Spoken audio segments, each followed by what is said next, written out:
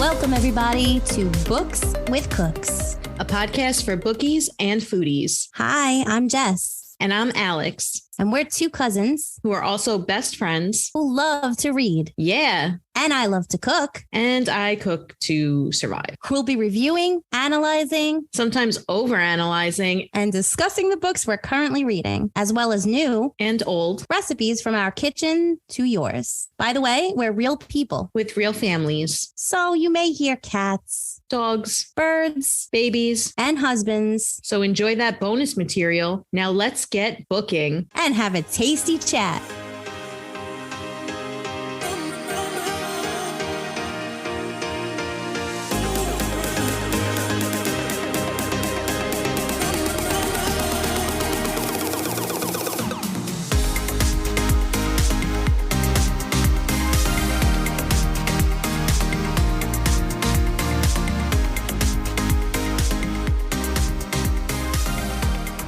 Hey listeners, stick around at the end of this episode for some bloopers and bonus content. Hey listeners, if you're enjoying our podcast, please give us a 5-star review on Apple, Spotify, or your preferred streaming service to help us reach more listeners and spread the word about our podcast. Before we get started, we want to include some trigger warnings.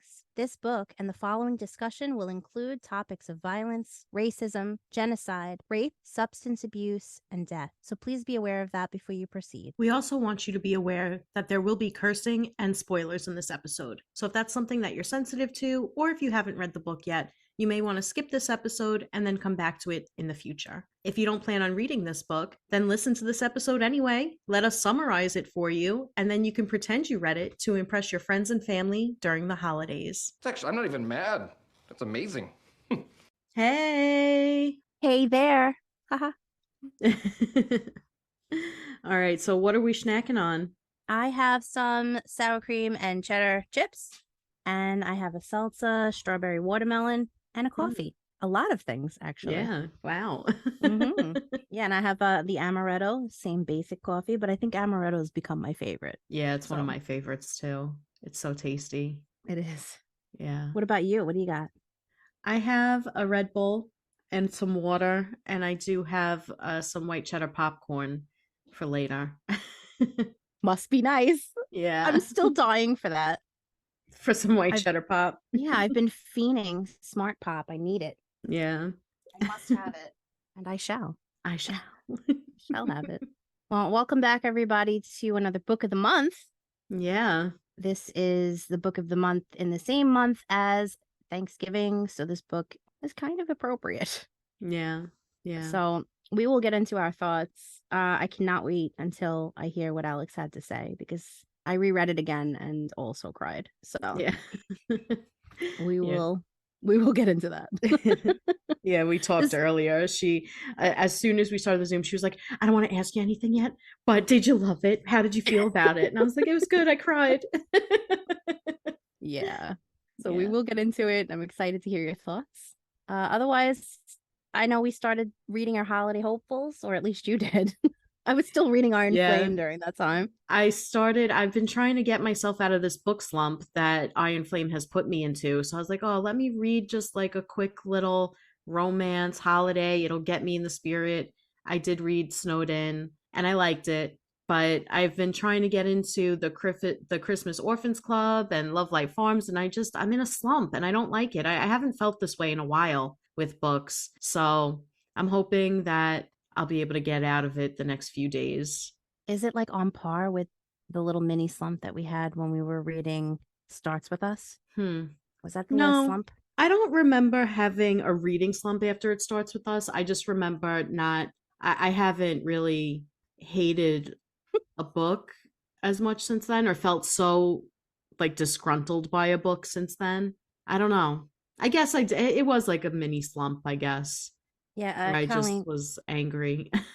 Colleen Hoover and Rebecca Yaros's writing. Who knew? Yeah. We're still bitter, man. I know. We're still bitter. Since we're actually talking about Colleen, do you have, I would say It Starts With Us was maybe my least favorite of the books that we read during this season 1 of Books with Cooks. Iron Flame would probably be my second to least favorite. But what was your favorite? My favorite book that we read so far this Yeah. past And for for anyone who doesn't remember, we read It Ends With Us, It Starts With Us, we read Fourth Wing, Happy Place, Tomorrow and Tomorrow and Tomorrow, Divine Rivals, The Housemaid, Pretty Girls, A Good Girl's Guide to Murder, One Dark Window, Two Twisted Crowns, The Silent Patient, a lot of books. Flicker in the Yeah. Dark, The Last House on Needless Street, Mary, An Awakening of Terror, Belladonna, There, and Iron Flame. So my favorite is obvious. It's probably your favorite too. Two Twisted Crowns. Yeah. Yeah. I think that was my favorite also. I Nothing mean, tops that for me. One Dark Window and Two Twisted Crowns just as a whole, the Yeah, the whole whole series. duology. Mm-hmm. Yeah. The whole series, I'm still awestruck by. Yeah. Yeah, we love you, Rachel Gillick. I know. We really do. Yeah. That is definitely a highlight. I would say those were some of my favorite books that I read this year in general. Yeah. Aside from just on the podcast, I just love them. I can't wait to read more of her. I'm like, yeah, same. Can't wait for her to write more books. But I'm very hopeful for next season. There's a lot of books Yeah. that we're going to read that we've been excited and looking forward to reading. yeah, We just didn't have time to read them on this season. yeah, But I'm excited to catch up on some series that you love and to just chat about them. So, yay, Yeah. season 2. It's definitely, I mean, it's going to be nice. It's going to be a good run, I think. yeah. from I'm what we see excited so for. far. I'm definitely excited for season 2. We're already changing our minds about books, Yeah, book orders. So we won't give you the exact order yet. no, And don't definitely worry, not. Assassin's Blade is set. Yeah, But everything else is like we keep up for changing. debate. Yeah. Only because there's so many books that we want to read, and we can't decide how to prioritize them. Sometimes we're like, yes, definitely this one, and then we'll be like, oh, but we also really want this one. Which one are we gonna have to bump? I know, it's so There's sad. just not enough space. And then at one point too, I thought to myself, I was like, well, maybe we should do, like one book every 2 weeks instead, and like, break up the book so it'll be me and you will be lost. We'll be like, but we Yeah. want to read more books. But I Yeah. think for a fantasy series, exactly like how we did Iron Flame, I think we should split up like that. It's easier to Mhm. process. It's heavy. There's a lot of information. Yeah. So I think when we do our Do- when we do.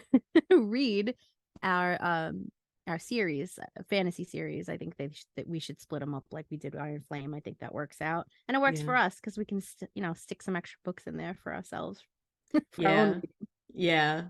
And that helps to prevent these book slumps too, when you can just read a book for fun and not worry about it too much. Yeah. That'll help. I Yeah, think. like you could just read, Getting Stuffed by the Were Turkey or Yeah. No, thank you. Unhinged with like 14 pages, just a quick get yourself out of a book slump, because we still don't know who's reading those. No. If you don't know who we're talking about, please Tune in go- tomorrow. tune in tomorrow because you will. Yeah. Just, one word, unhinged. Literally. Yeah. Oh, But yeah, man. this has been, I can't believe how fast this season went. 3 Mhm. months really flew. Yeah, it really did. Can't And believe at the same time, I also holidays can't already. believe it's only been 3 months. It also sometimes feels like we've been doing this forever, and yet it's new still. Well, So it's crazy. This episode in particular is the 38th episode of ours. I know.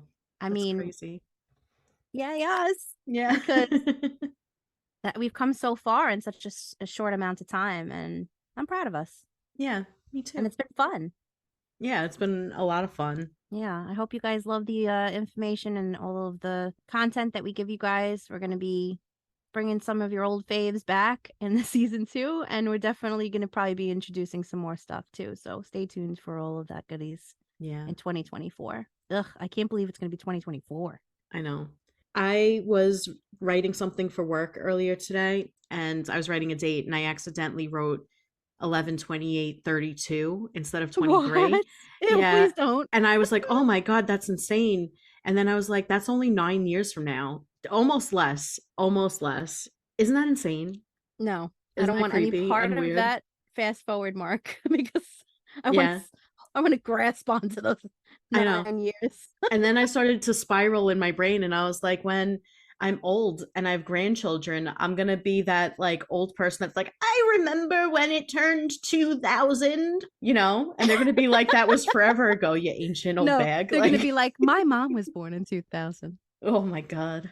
Yeah, no, seriously. Somebody on TikTok the other day, I was passing through and they were stitching it. And if you don't know TikTok, stitching just means that you take someone else's video and you add your own information afterwards. And the girl said, "Oh, there's so many old people on here and people that were born, like before 2010." And I'm like, "What? I know. 2010? What the hell are you I talking know. about?" Oh, my favorite was when I saw somebody that was like, "Oh, were you born in the late 1900s?" And I was like, "Yeah, but I would never fucking phrase it that way, you psychopath. Jesus Christ." Talk about it being a little asshole. Really? Come It's just on. rude. How rude. The late Right? 1900s. Shout out to Full House. How rude. How rude. If you don't know what Full House is, then you're in this club that we talk of. No, they all know what Full House is because all their parents are our age and they have shown it to them, or they had that new season or whatever it was that came out. Yeah. Yeah. I know even Dana's Fuller daughter House. knows Fuller House. about Full House. Yeah. Yeah, but they don't know about when you were younger, and you went to, like, let's say I went to, it's me that I'm talking about.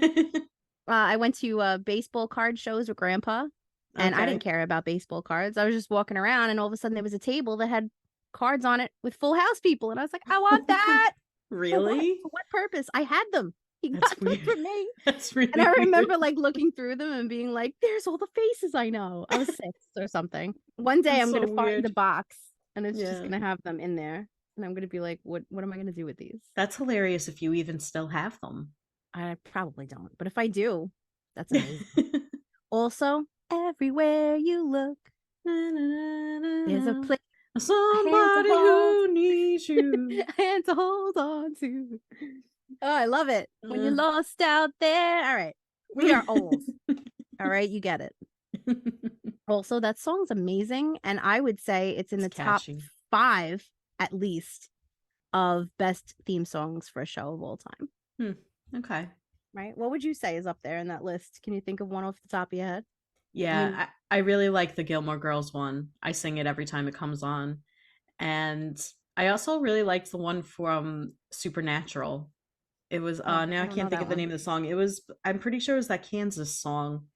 You would know it if you heard it, but it was good.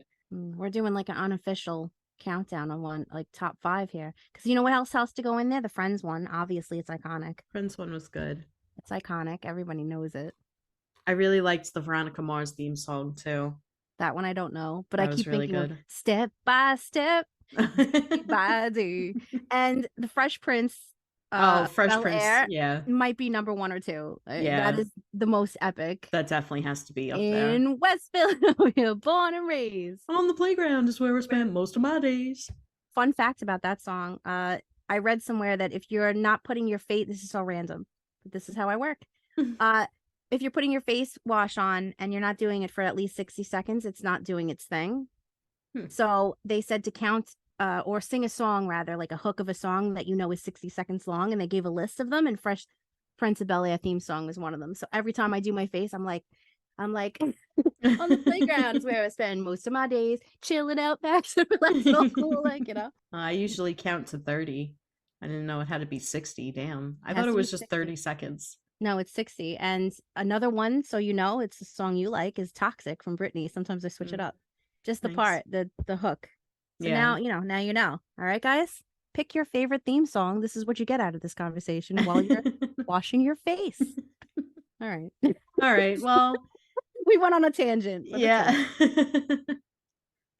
Well, let's get into our monthly horoscopes. Hell yes. We had a good conversation. As usual, for our Book of the Month episode, we like to start out with monthly horoscopes to see what's in store for everyone this December. And we got these from a website called Chatelaine, chatelaine.com/living/December-2023. And we will put this link in our show notes for anyone that would like more information. We're also going to assign each sign a personalized holiday cookie and a New Year's cocktail to get everyone ready to kick off the holidays, Books with Cook style. So let's get started with our own personal signs. You guys may recall that I am a Taurus and Alex is a Pisces. So let's start off with my fellow Tauruses.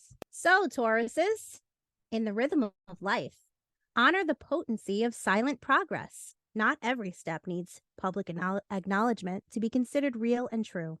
And cherish truths nestled within your heart. Not all require unveiling to the wider world. The objective? Evolving and transcending limiting belief structures. Welcome this phase of personal growth and expansion as you shed the constraints of old worldviews. Some of the most profound transformations occur quietly. Move in silence. Taurus, is your cookie of the month is a rainbow cookie, and your drink of the month for New Year's Eve is a chocolate martini. Yum. All right, where my Pisces at? Pisces, in December, this is your time to be brave and be seen. Have the audacity to express yourself and share your thoughts in a more public way. Support the communities that mirror your values. Get ready to feel inspired in new ways as you welcome different approaches to creativity. Remember, you actively shape your legacy. Embrace this moment with courage, inspiration, and purpose. Pisces, your cookie, one of my favorites, fig cookies. And your drink, some spiked eggnog. Yum, yum, yum, all around. All right, we're my Capricorns. Capricorns, amid the extroverted buzz of December, embrace the beauty of solitude. Sometimes the greatest gift is the space to rediscover your center. Allow yourself ample moments of meaningful hermit time, a refuge from the whirlwind outside. It's a chance to regroup, to reflect, and to gather the strength needed for what lies ahead. Let this quiet time be a beacon, guiding you toward deeper understanding and renewed resilience. Capricorn, your cookies are butter cookies, yum, and your drink is Bailey's and cream. So enjoy. All right, Aquarius. As December unfolds, expect a flurry of social engagements. Yet, as the year's end approaches, a desire for quieter surroundings may emerge. Seize this time to reflect. Anticipate new community collaborations that are aligned with your values and beliefs. Conclude pending tasks and work projects, clearing the path for fresh beginnings. Embrace this transition, harmonizing introspection with eagerness, heralding a phase of renewed aspirations and meaningful connections. Your cookie is a sugar cookie, and your drink is champagne, because you classy. Share that with us. All right, Aries. In December, expand your worldview through learning. Embrace this season of education and the importance of using your platform in your corner of the world, no matter how small or big. It's important that you show who you are as authentically as possible. But remember to prepare with intention, ensuring each word carries thought and purpose. Hastily spoken words may need to be corrected later on. Your cookies are anisette cookies, yum, and your drink, amaretto sour. I think that might be one of my favorite combinations. Sounds good. Yeah. All right, Geminis. All of life is relationships. Despite the heavy focus on individualism in society, it is your connections that weave the fabric of your life's purpose. December urges you to prioritize the people who are most important to you. Share your burdens with trusted beloveds who are capable of sharing and perhaps lightening your load. Some work may lose its luster. Focus instead on nurturing bonds that matter. Seek solace in the presence of those who offer care and love. Your cookies, Mexican wedding balls, and your drink, a glass of white wine. All right, Cancers. It's always ideal when purpose harmonizes with play, but responsibilities may clash with the demands of your personal relationships this month ahead. Find equilibrium by using your time wisely. Set aside moments for both, honoring only the important obligations while nurturing relationships. As you navigate this busy time, remember, it's in this balance that the melody of your life resonates, creating harmony between duty and cherished connections. Your cookie, chocolate snowballs. Your drink, warm spiked cider. Sounds so cozy. Mm-hmm. All right, Leos. December is a whirlwind of joy and responsibility. Amid the hustle, find solace in a creative outlet and recharge your tired body. Look ahead, too, and feel the winds of change. You're rounding a corner, whether it's in a personal, career, or other kind of journey. Keep moving forward. Balancing pleasure and commitments isn't easy, but by grounding yourself, you'll discover the strength to navigate this hectic season, ensuring your well-being and progress remain steadfast. Your cookie that you'll be nomming on, some ginger snaps, and you'll be sipping on a Manhattan. Virgos. In early December, a tranquil vibe will envelope and draw you homeward. Embrace this introspective phase and nurture your need for quiet time. As the month progresses, a creative flame will spark and grow, inviting more exploration and innovation. You might notice shifts or outgrow what was once familiar. Remember that evolution is part of the natural flow of life. Your cookies, fingerprint cookies with raspberry jam, and you can drink that with some vodka cranberry. Alrighty, my Libras. Take the time to empower your corner of the world to counteract any helplessness you're experiencing. Resist despair by connecting with others. Isolation often makes your problems seem bigger than they are. Cherish home moments for anchoring your spirit. And remember that evolving beliefs are natural. You're human and you're allowed to change your mind. Lean into your passion and support local actions in your communities to contribute to the fabric of change. And while you do that, scoop up some walnut teacup cookies and a hot toddy to go with them. Where my Scorpios at? Hey, Scorpios, you may be going through some growing pains. Sorry about that. Access your resources now and understand your capacity for anything beyond your daily requirement for survival. Right now, it's important that you find the precise words to express yourself. Find the exact language to convey your genuine intentions. In this juncture of change, clarity becomes the beacon. Why don't you eat some chocolate chip cookies, a classic, while drinking some red Merlot? All right, finally, we have our Sagittariuses. For you guys, focus on tending to your needs so you can be more available to others and the causes that you truly care about. You cannot help water the collective garden from an empty well. Take stock of the resources at your disposal. Your strengths, skills, and support network understands that making mistakes is part of progress. Learn from them and use those lessons to propel yourself forward. Be kind to yourself in these moments. They're opportunities to grow. Sagittarius, get some meringue cookies and get a White Russian because you're going to be relaxing under the Christmas tree with your goodies. Hell yes. For this Book of the Month episode, we're going to borrow a game from our potty-sodes. We're going to play a food-related rapid-fire rounds. Alex, what's that round? Things you should not wrap as gifts. Okay. This is going to get interesting. All right, I'm going to put on my clock 2 minutes. In 3, 2, 1. What are we not wrapping as gifts? Go. Tits and dicks. Animals, please don't Yes. do that. I was just going to say that live animals. Yes. Also, not dead animals either. Yes, please don't do any of that. Don't wrap Jell-O. Nobody wants to open that shit. Any type of weapon, maybe don't wrap it. Yeah, that shit can go really wrong quick. Yeah. All right. Maybe don't wrap another box inside of a box inside of a box because I hate that shit. Don't do that. Okay. When it's like, oh, but it's a little tiny thing inside. That's not cute. Don't do it. Don't wrap an Amazon box in wrapping paper and then have them open it and then have to open the Amazon box. I also hate that. Yes. I do hate that. Because you need a scissor. All right, I'm done. Don't wrap poop in a plate or piss in a cup. Nobody wants that. Oh my God. That is so gross. I know. Don't wrap an empty box. That's just mean. That's cruel. Oh, but I farted in it. No, too bad, dude. Don't do it. Also, don't wrap any of the books that we mentioned in another episode or, in the things who's reading those because they won't be reading those. The recipient won't like them. Don't collect your leaves in the backyard and then wrap them up and give them as a gift. That's just rude. That's wild. You need to get rid of them, I know. but don't give them as a gift. Also, give them as a gift to the trees because they need mulch. That's true. That's true.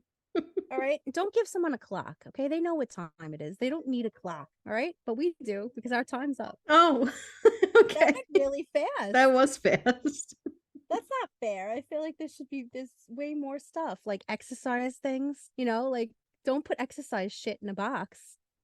That's really messed up, man. Or like pimple cream. People do that. Okay. That shit is wrong, dude. That's all. I wouldn't want any of those things. No, I could go on forever. There was like so many more options, but it's too late. A gift real special, so take off the towel. Take a look inside, is my in a box. So before we discuss this book, let's go over the reviews for There There. We picked our favorite good and bad reviews in case anyone is on the fence about reading it. There There currently has an overall rating of 4 out of 5 on Goodreads and a 4.3 on Amazon with a publication date of May 7th, 2019. Jess, let's do those bad reviews first. So the 1-star review I chose says, I realize I'm in the minority here with my 1-star review. I only read this book because it had so many votes in the Goodreads Choice Awards contest for fiction. It started off okay, with lots of characters whose lives would eventually intertwine, but it ended abruptly with no real answers or meaning. And there are people absolutely yelling at this person in the comments, telling them, I'll be curious what you think after reading it. Okay. Yeah. Imagine reading a book you didn't even read. Like, come on. Like, do you have a life? The whole point? I don't know. Yeah. All right. I also have a 1-star review. This person gave a 1 star, but then said that they did not finish it. And they said, this was just poorly written. The characters weren't engaging, and the story was sloppy. I am astounded about all the 5-star reviews. I suspect the subject matter makes the readers too forgiving here. As if admitting you didn't like a book about the modern Native American struggle would mean you don't care about the subject either. That's just silly. This is a work of fiction, and I think readers should be brave enough to review honestly, delicate topic or not. I will give my honest opinion. I would love to read a good book about this topic, which is the reason I picked this up in the first place. But unfortunately, this one wasn't it. DNF. Wow. I mean, really? You didn't even finish it, bro. You didn't finish it. Maybe there's something groundbreaking in the end or in the whole book at all. I don't know. That person just sounds angry for no reason. I know. One person, there was another 1-star review, and basically they were like, I DNF'd it at 8%. Bro, you didn't read it? You barely, yeah, really. I think people can't get past the prologue because it's intense. But come on, you knew what the subject matter was. You should know. Forget it. That it's going to be intense, but whatever. Meh. All right, well, let's move on to the good reviews. What you got? All right, so this person gave a 5-star, and they said, before I even finished reading this, I began hoping that Tommy Orange was already working on his next book. Beautifully written, creatively and skillfully structured, with the stories of multiple characters, each one important and affecting their own, but when meshed with connections that unfold, I was blown away. For a short time, these narratives seem like individual stories, until one by one the characters become connected and their collective story is brutal, honest, and sad and powerful. I will be at the powwow in Oakland. That family will be reunited with family, that some of them will face their demons, and some of them will find out who they are, and most of them become part of the tragedy that takes place there. It's a little confusing, but we got the sentiment. Yeah. All right, so I also chose a 5-star, and first they open with a quote from the book. Life will do its best to get at you, sneak up from behind and shatter you into tiny, unrecognizable pieces. You have to be ready to pick everything up pragmatically. Keep your head down and make it work. Tommy Orange's There is simply amazing. Yes, it's heartbreaking, but Orange's multi-generational story of the urban Native American experience is unforgettable. There are 12 distinct voices shaping the story, but they all resonate and feel bound together and drive the narrative forward. Far from confusing the story, each voice adds depth, grief, history, and hope. There is also a certain rhythm to these interweaving stories that made this a difficult book to put down. You want to get to the end, even though you know things aren't likely to end well. A fantastic book. Highly recommend. Nice. I really like that quote. So I picked that Yeah. one. Yeah, I gotta disagree. I really like Tommy Orange's writing. So Yeah, I like it too. All right. So we've heard what other people have to say. Now here's our back flaps. Jess, you want to start us off? sure. Okay. There is a thought-provoking novel everyone should read here, there, and everywhere. Jess and Alex. Tommy Orange delivers an accurate account of the aftermath of natives in Oakland, America. Jess and Alex. There is no there, but there is a there in this book, and you should read it there. You know, where you are. Jess and Alex. Orange gives you a vivid picture of what it's like for natives living in the modern world and the after effects of post-colonization. Jess and Alex. There is a lot of there in this book. Jess and Alex. There may no longer be there, but there is this book. Jess and Alex. I don't know what that means. I don't know either. But there it is. Whoop. There it is. No. Just Yeah. you can feel the struggles of each character leap off each page to prance all around you like your own personal thought-provoking powwow. Jess and Alex. There. Orange went there. So I read it here and imagined the there. Jess and Alex. Oh, and there you have it. All right, everyone. So first things first, let's tell you why we chose this book. Jess had already read this book and she highly recommended it. Oh yeah. I was like, bitch, read that. And so I did. And now we shall share it with you all. All right, well, let's give you a plot synopsis so that everyone knows what this book is about. There explores the lives of several residents of Oakland who connect with one another in some way through different native ancestries. Each character faces many struggles in the aftermath of history lost from post-colonization and culture deprived through assimilation. While each character attempts to survive as a native in a modern world and battle personal obstacles, they all share a common thread of celebrating the native culture they desperately crave and cling to, yet have been estranged from at this year's upcoming Oakland Powwow. All right, let's tell you a little bit about the author. There was Tommy Orange's debut novel and earned him the Pulitzer Prize for his work, a prestigious award, if you don't know, handed to literary works considered to be, quote, masterpieces. Tommy Orange is an American novelist and writer from Oakland, California. Orange also received the 2019 American Book Award for this novel. He's a citizen of the Cheyenne and Arapaho tribes of Oklahoma and a graduate of the MFA program at the Institute of American Indian Arts. His second novel, Wandering Stars, is set to be released next year in 2024. In his early 20s, a job at a bookstore led Orange to discover his passion for reading and writing. The idea for a novel told in many voices and centered around a powwow, which is a Native American social gathering set in Oakland, came to Orange in 2010 when he was in his late 20s. He currently teaches creative writing at the Institute of American Indian Arts. I says, you said that. Ain't nothing but a thing. But you said bitch, though. Yep. Alrighty. So now it's time for our discushy-scush about there. Alex, before we even get started on this, because I've been burning to ask you, how'd you feel about the book, man? You know, did you learn anything? Did you like it? Give me the deets. I really liked this book. I thought it was really well written. I felt really connected to the characters and the story. I felt emotional at the end. I cried. And I just thought it was really well done. It was a really sad and heavy story. I wouldn't say it was necessarily an enjoyable read because it felt very sad the whole time, but I liked it a lot.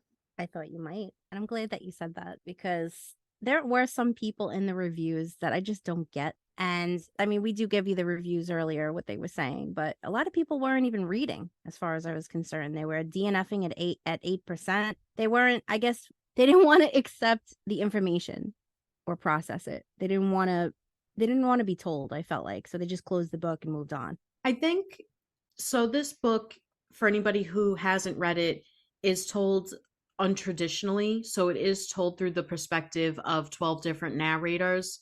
And I think maybe there might be some people that just doesn't work for, that they had maybe difficulty discerning the actual story and the whole point of the novel for that reason. Maybe they had difficulty connecting to the characters because of it. Personally, I thought that it was really effective, and I really Same. I like that he chose to do it this way, and I like the reason that he chose to do it this way as well, or at least what my perception of, you know, his reasons for that. Yeah. All right. So let's talk about the heaviness of that prologue first. Yeah.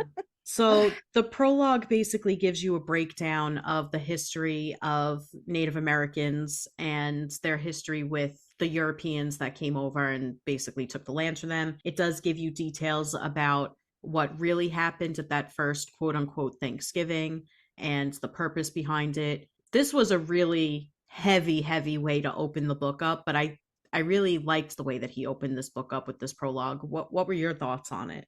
I loved it. He didn't hold back. He was Yeah. brutal, but brutally honest. And that's what you need. You know, Mhm. you need that laid out for you so that you understand why he's writing it the way he is, and it makes it more impactful, I think. Yeah. Because now, you know, you're actually paying attention. You're getting a history lesson in the way that it's not usually taught. And I Mhm. really like that. And it's coming from a descendant, so it's more impactful that way too, because you know that he's so passionate about it. That and it, Yeah. honestly, like I know we're going to talk about his writing later, but the passion that came through his project, you read it on every page. Yeah, I really liked that he opened the book up this way. I think that it was important to remind the reader of the history of the Native American culture and what has been done to them. And I think that this idea of generational trauma plays an important role throughout the book. And you can't really understand that fully without really understanding the past. So I really like, I mean, obviously it's a very condensed version of their history. There's a lot more to it. However, it's very honest and it's very to the point and direct and saying, hey, don't forget that this is what has happened, and don't let these commercialized ideas about Thanksgiving and, you know, the other ways that, you know, history has chosen to portray the relationship between the early settlers and the Native Americans. Don't necessarily take that at face value. Look at the real stories, talk to the Native Americans, and get the history for yourself, because what you're taught isn't always necessarily what really happened. Right. In most cases, it wasn't, or at Right. least it's glossed over. It grounds you to prepare you for what you're reading and why you're reading it. So in other words, it's letting you know, hey, this might be a book of fiction, but it's kind of real. These things really happen. These people might be fictional characters, but people like them exist. And I think that's why it makes it more impactful. Plus, I love how he opens up with quotes, especially this one in the prologue. He puts a quote in here, and it says, "In the dark times, will there also be singing?" Mm. Yes, there will also be singing about the dark times. I love that. There are Yeah. so many quotes that I could pull out of this book that are fabulous. So, what are your general thoughts on the characters? We'll get into depth of each character individually. Mhm. But who was your least and favorite? And did you think they were all overall well developed? Yeah, I thought each of these characters was very well developed. And speaking to Tommy Orange's writing, having 12 narrators, but each one is very distinctive to the point where you can kind of tell which one was which, is very difficult to do. And I thought he did a masterful job. Each of these characters felt very real. Each of them had their own voice and their own tale. And I thought that Tommy Orange did a really great job of putting that into this book. In terms of the characters themselves, my favorite, I think, was a toss up between Jackie and Opal. They were sisters or half sisters. So I think it made sense that I liked them both, but I really enjoyed their characters. That being said, I liked all of the characters, even the ones that we might see as maybe villainous or quote unquote the bad guys in this book. I didn't hate them. Same. And I felt that they were all really complex. I thought that they all had a lot of shades of gray to them. So there was nobody in this book that I was like, oh, this person is so good and this person is so bad. They all had their flaws and their strengths. And so I don't really know who was my least favorite, because I really had an appreciation for all of them. And I don't think I can choose. I'm sorry. I can't say it better myself. I agree with you, though. I really love the sisters. I have Yeah. love for those sisters, especially Opal. Jackie went through so much too, and I feel for those girls or women now. They're older women now. I also have a soft spot for Edwin. I have a soft spot, believe it or not. I found compassion for Octavio, and we're going to talk Hmm. about him. He's a gangster on the outside, but on the inside, he loves his grandma. He's like a family man. It's weird. So there was a lot of layers to these people. If I Hmm. had to pick a least favorite, I have to tell you the same as Alex. I feel the same way, where I don't have a least favorite as of the narrators, the voices that we hear. But I do not like Harvey that much. I understand he comes to a little bit at the end. There's different versions of him that you meet throughout the story, as with all these characters, because sometimes, like as with, I think we like Opal and Jackie the most because we know them from when they're younger to when they're older. I So just liked that they were both kind of sassy. they are, yeah. I found them funny. I felt moments of humor with them, even when it was very serious. There was just something about them that I connected to. Well, let's get into the characters. So first up, we're gonna go in order that they're introduced. First up is Tony Loman. Really quick, Tony Loman is he calls himself saying he has something called the drome. His mom, when she was pregnant with him, she was drinking alcohol, and it messed him up physically. I don't know if he's physically deformed, but his face, people think of him as like a monster. It's really sad. There was a lot of things that when he's speaking, I noted, where he can only look at himself in a TV. He doesn't have a mirror. He can only look at his TV reflection when he's looking at himself. And it's interesting because he does so at the end of the first chapter. He does so in regalia, and it's symbolic of him seeing himself and his culture on TV. And I just thought that that was so well written, that whole scene. Hmm. And I wanted to mention that. But he fell into the wrong group, and he's being kind of used he's very straightforward with this fact that he's going to be supplying in a sock bullets at a powwow coming up. So go into what did you think of his character and the Hmm. events? I liked his character. I felt very bad for Tony. He seemed like a sad soul. Yeah. So, as you mentioned, he was born with fetal alcohol syndrome. He calls it the drome, and it did cause physical deformations, particularly to his face. And he also scores really low on intelligent tests, so he always considered himself to be dumb. He, I think, had a really interesting arc in this story. So initially, when we first meet him, we see him grappling with this idea of trying to connect these two pieces of himself, and that's how he feels about himself as within his own head versus how he is perceived by the rest of the world. He talks about how physically he's very intimidating looking. People find him threatening and scary, and yet he's not sure if that's who he really is, or if he's really gifted and special like his grandmother tells him, or if he's really intelligent in some ways like he thinks he is at times, because he's able to connect to these lyrics by his favorite rap artist. He's able to really understand him. So this idea of struggling with his self-identity and then being used by, the gangsters in the story to perpetuate violence, I think specifically because of his stature, I thought was a really interesting character arc. I also really liked that by the end of the novel, he takes a stand and he says, I'm not going to participate in this. And then he actually ends up protecting others by taking out these people that he had considered to be, if not friends, at the very least, peers, associates, people that he had been somewhat close to in the sense that they sold drugs together and worked together in that sense. So it was nice to see him having that redemption. Whereas, Yeah.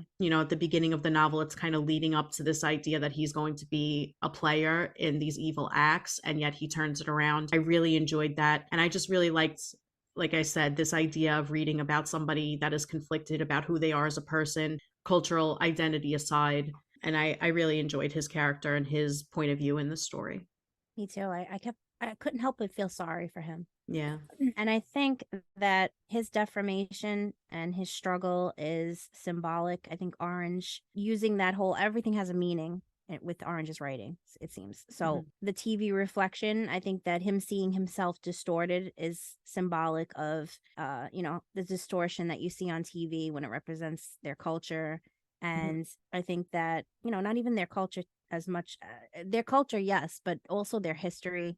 And I think that he threw that in there, having a television rather than a mirror, because I think it's multi-layered symbolism. And also the mother drinking, it just also symbolizes, hardship and after effect. There's a lot of that in this book. A lot of characters have substance abuse issues, or they're children of substance abuse issues, parents. All right. So then the next character we see is Dean Oxendine.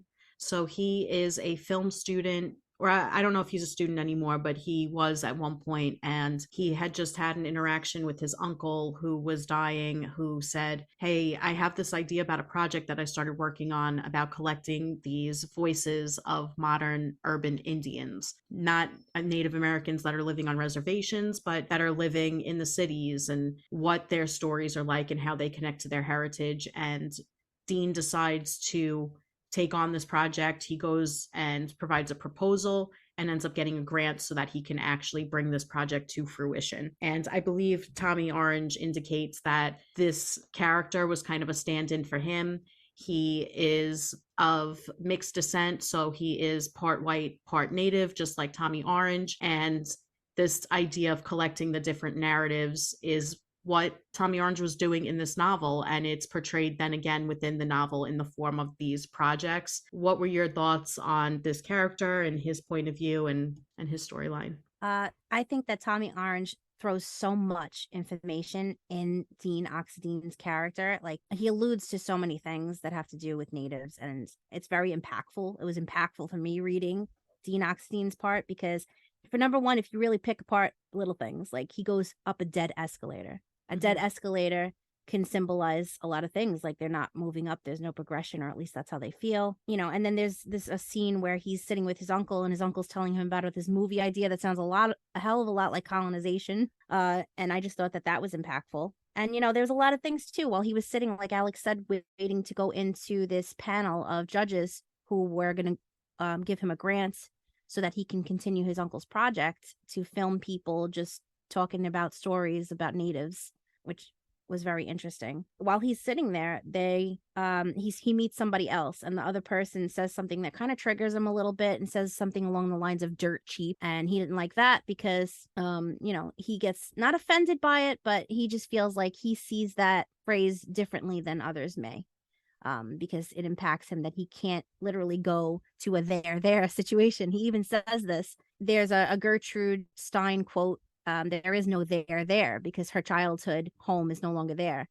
And as far as he's concerned, there is no there for his history and culture, because it's been completely built over and colonized. So I just thought that was interesting. I also loved the shout out to there Radiohead, because I like Radiohead. That's a good song. It is. And I really liked that thrown in there. Dean Oxendine had everything that had to do with the title, and I really liked that. It came quicker than you would usually expect the title to come to, full circle. So I appreciated that. And then the last thing I wanted to mention is that there's a lot of talk about guns and violence in this book, and they all have symbolic meaning.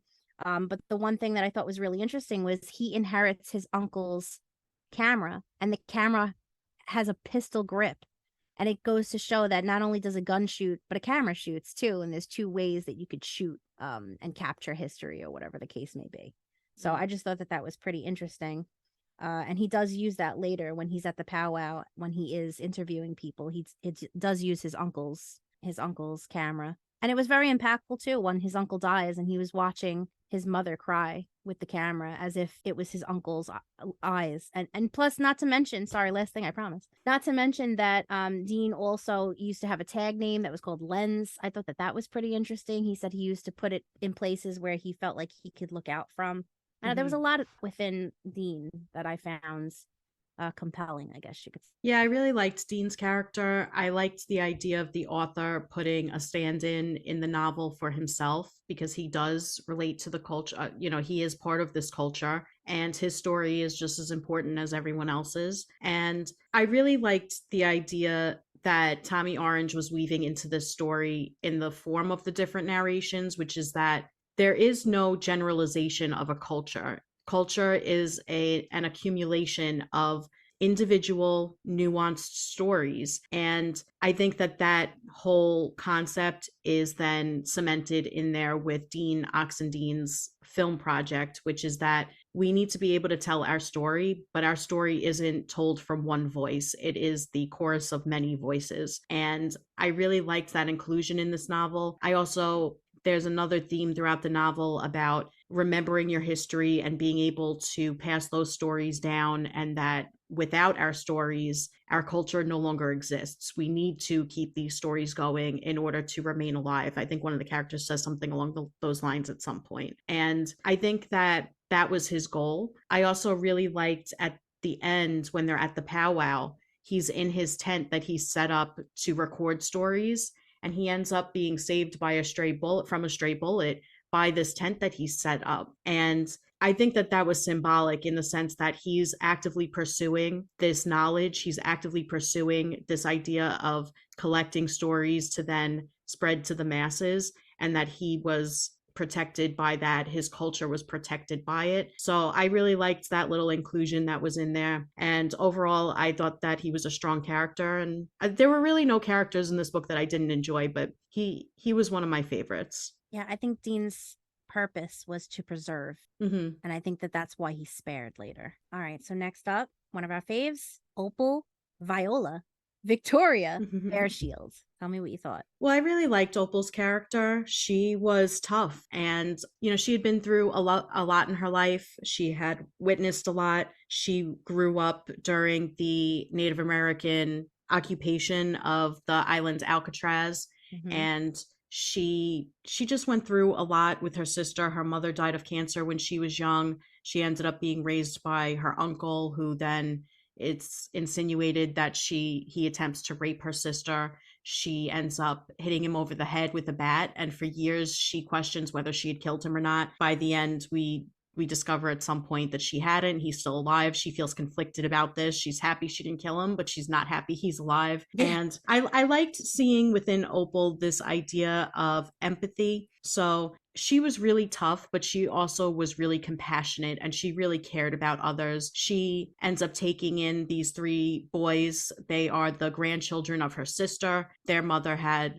been addicted to drugs. She ended up committing suicide. Her sister Jackie was not able to take them in because she had addiction issues of her own with alcohol. So she takes these boys in, but she also, in my opinion, is very jaded. So she has seen a lot of the atrocities that can happen to Native people in America. And she believes that in order to protect yourself, you need to distance yourself from your Native heritage. So she instills that in these boys, but she also grapples with this idea that it could be a self-fulfilling prophecy, that by distancing yourself from the culture, you're then continuing to set them up for failure because they're at a loss for who they are. They're confused, and they're never able to belong to any one community because they don't know where to go because they keep trying to hide it. I liked that she was kind of superstitious in the book. I thought that that was just kind of like a funny little anecdote. I really liked the thing with her teddy bear, which I'll talk about later when we talk about themes. But I liked that inclusion in this book. And overall, I just felt that she was a really strong, tough woman. And I liked the direction that her character went. However, I did feel, like with most of these characters, that she was kind of a sad soul. And I do think that she was very resilient, but just sad. Yeah, I love her. I think she is a badass. I think she's been through so much shit, and I think she just comes out swinging and prevailing every time, and I just really love that. I think she was one of the most impactful characters to read.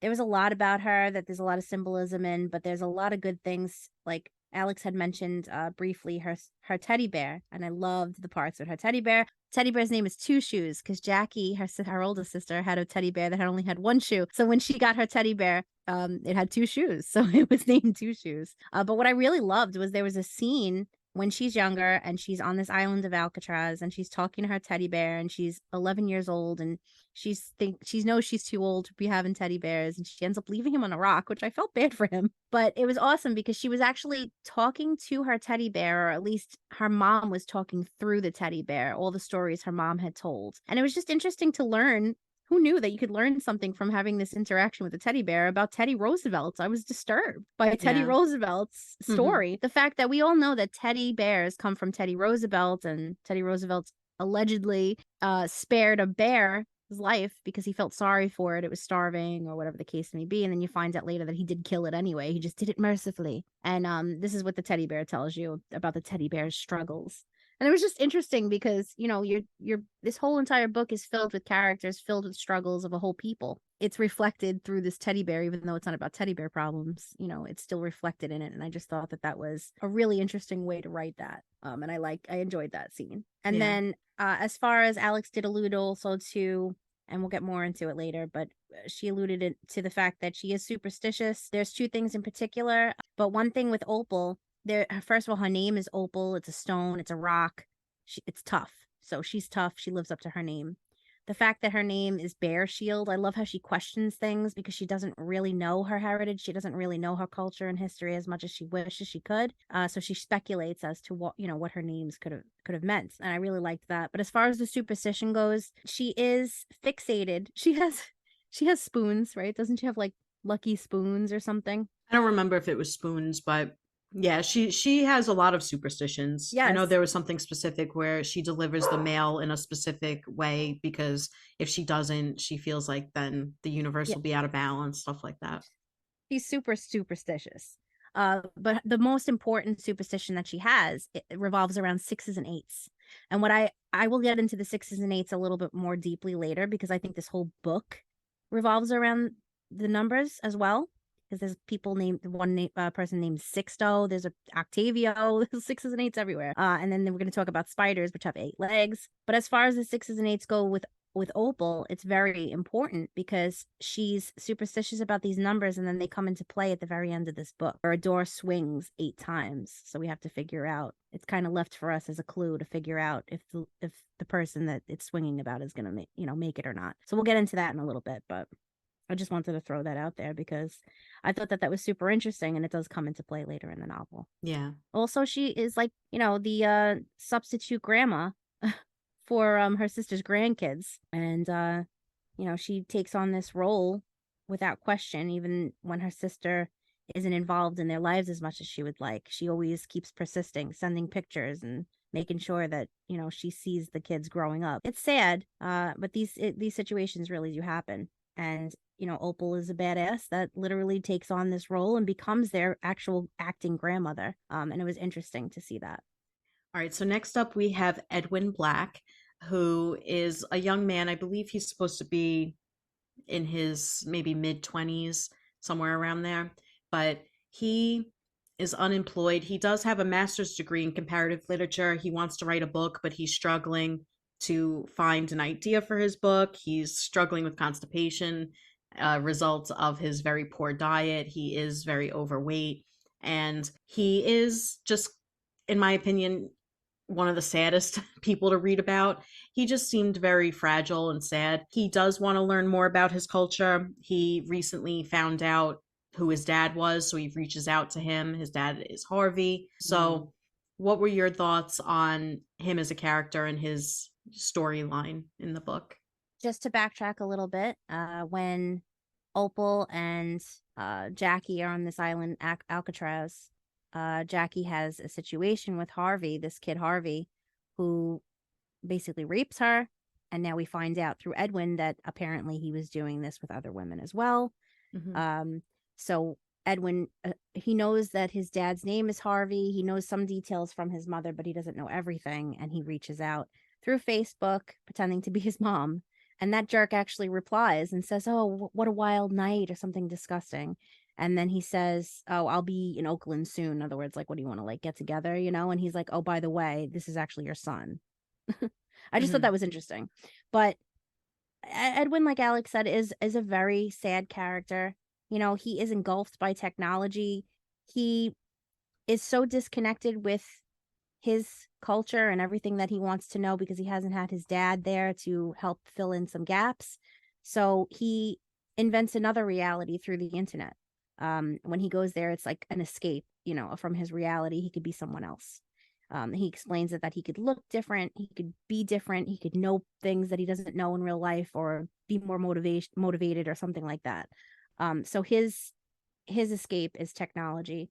And he even says something, a quote, "Sometimes the internet can think with you or even for you, lead you in mysterious ways to information you need and would never have thought to think of or research on your own." So he basically says, like, he's so dependent on technology, and that without it, he would have absolutely no way to reconnect with his culture or his history. So through technology, he finds some kind of balance, but also a comfort. And then I think the constipation thing symbolizes the fact that he feels like he can't go forward. He can't push through. He feels stuck. It's sad, but in the end, he does, through his mom, who has a job at the Indian Center, he does get out of the house, and he connects with another character that we're going to bring up, who actually is also connected in more ways than he knows with him. It's weird. But just one little thing that I thought was hysterical, believe it or not, in a sea of sad. The guy, when he's looking up things, like, you know how we always look up symptoms and stuff when we feel things, and of course Google always tells us we're dying, so don't do that. But he looks up a forum about constipation, and there's somebody named Defecate Moss, and I thought that was hysterical. Defecate Moss. Stop Yeah. it. That was like, I actually laughed out loud. I was like, stop. But yeah, anyway, he does learn through the Facebook Messenger that his dad will be an MC at the upcoming powwow, and obviously that makes him want to go. And he does tell him he's his son, and he hopes to connect with him. So yeah, like I said, I liked all of these characters. So I liked Edwin. I felt bad for Edwin. He just seemed kind of lost, but I did like his journey in the novel of trying to connect with his culture. I liked that one of the first questions he asked Harvey when he found out that he was his dad was, "Hey, which tribe are we a part of? Where does our ancestry come from? Because people always ask me and I don't know, because my mom doesn't know, and I don't have any other connection to my culture than through you." So I liked this sense throughout the novel with all the characters of trying to find a place to belong, trying to find a place within their culture. I liked that he decided to get involved with the powwow to the point where he's sitting alongside Blue and, you know, kind of guarding the prize money, which is gift cards, and he's getting involved, because throughout the novel it's also pretty clear that he's very awkward. He doesn't have a lot of confidence. He has difficulty making connections. So it was nice to see that happening for him. I also really liked this kind of we'll talk about Blue later, but he does end up meeting this girl Blue. Turns out Blue is actually Harvey's daughter as well. So it was just kind of funny while reading, kind of knowing that these two characters were connected, but they didn't know it yet. So it was just interesting to see how, by returning to his roots, returning to his past and his history, he was able to find a connection that he didn't even know existed. So I really enjoyed his journey, and I think that his is one that will be potentially happier moving forward, knowing that he now has something to look forward to in the sense of a connection and a familial bond. So I really liked that aspect in this novel with his character specifically. I just wanted to say one last quick thing. But in the end, on the day he meets his dad, it also may potentially be the day he dies. Things go wrong. And I think that ending being left ambiguous is interesting on its own. But the fact that I think it might allude to a symbolic or symbolism of, you know, dying to meet somebody. You've always wanted to meet your dad. You're dying to meet him, right? So it's like some symbolism of that. All right, so now we're going to talk about Jackie Redfeather. Jackie Redfeather is Opal's sister. She was raped by Harvey. She did have a daughter that she gave up. We find out later that that's Blue. And she's had a really hard life, some struggles. You know, she was 17 when she gave birth, and she gave up her daughter in a closed adoption.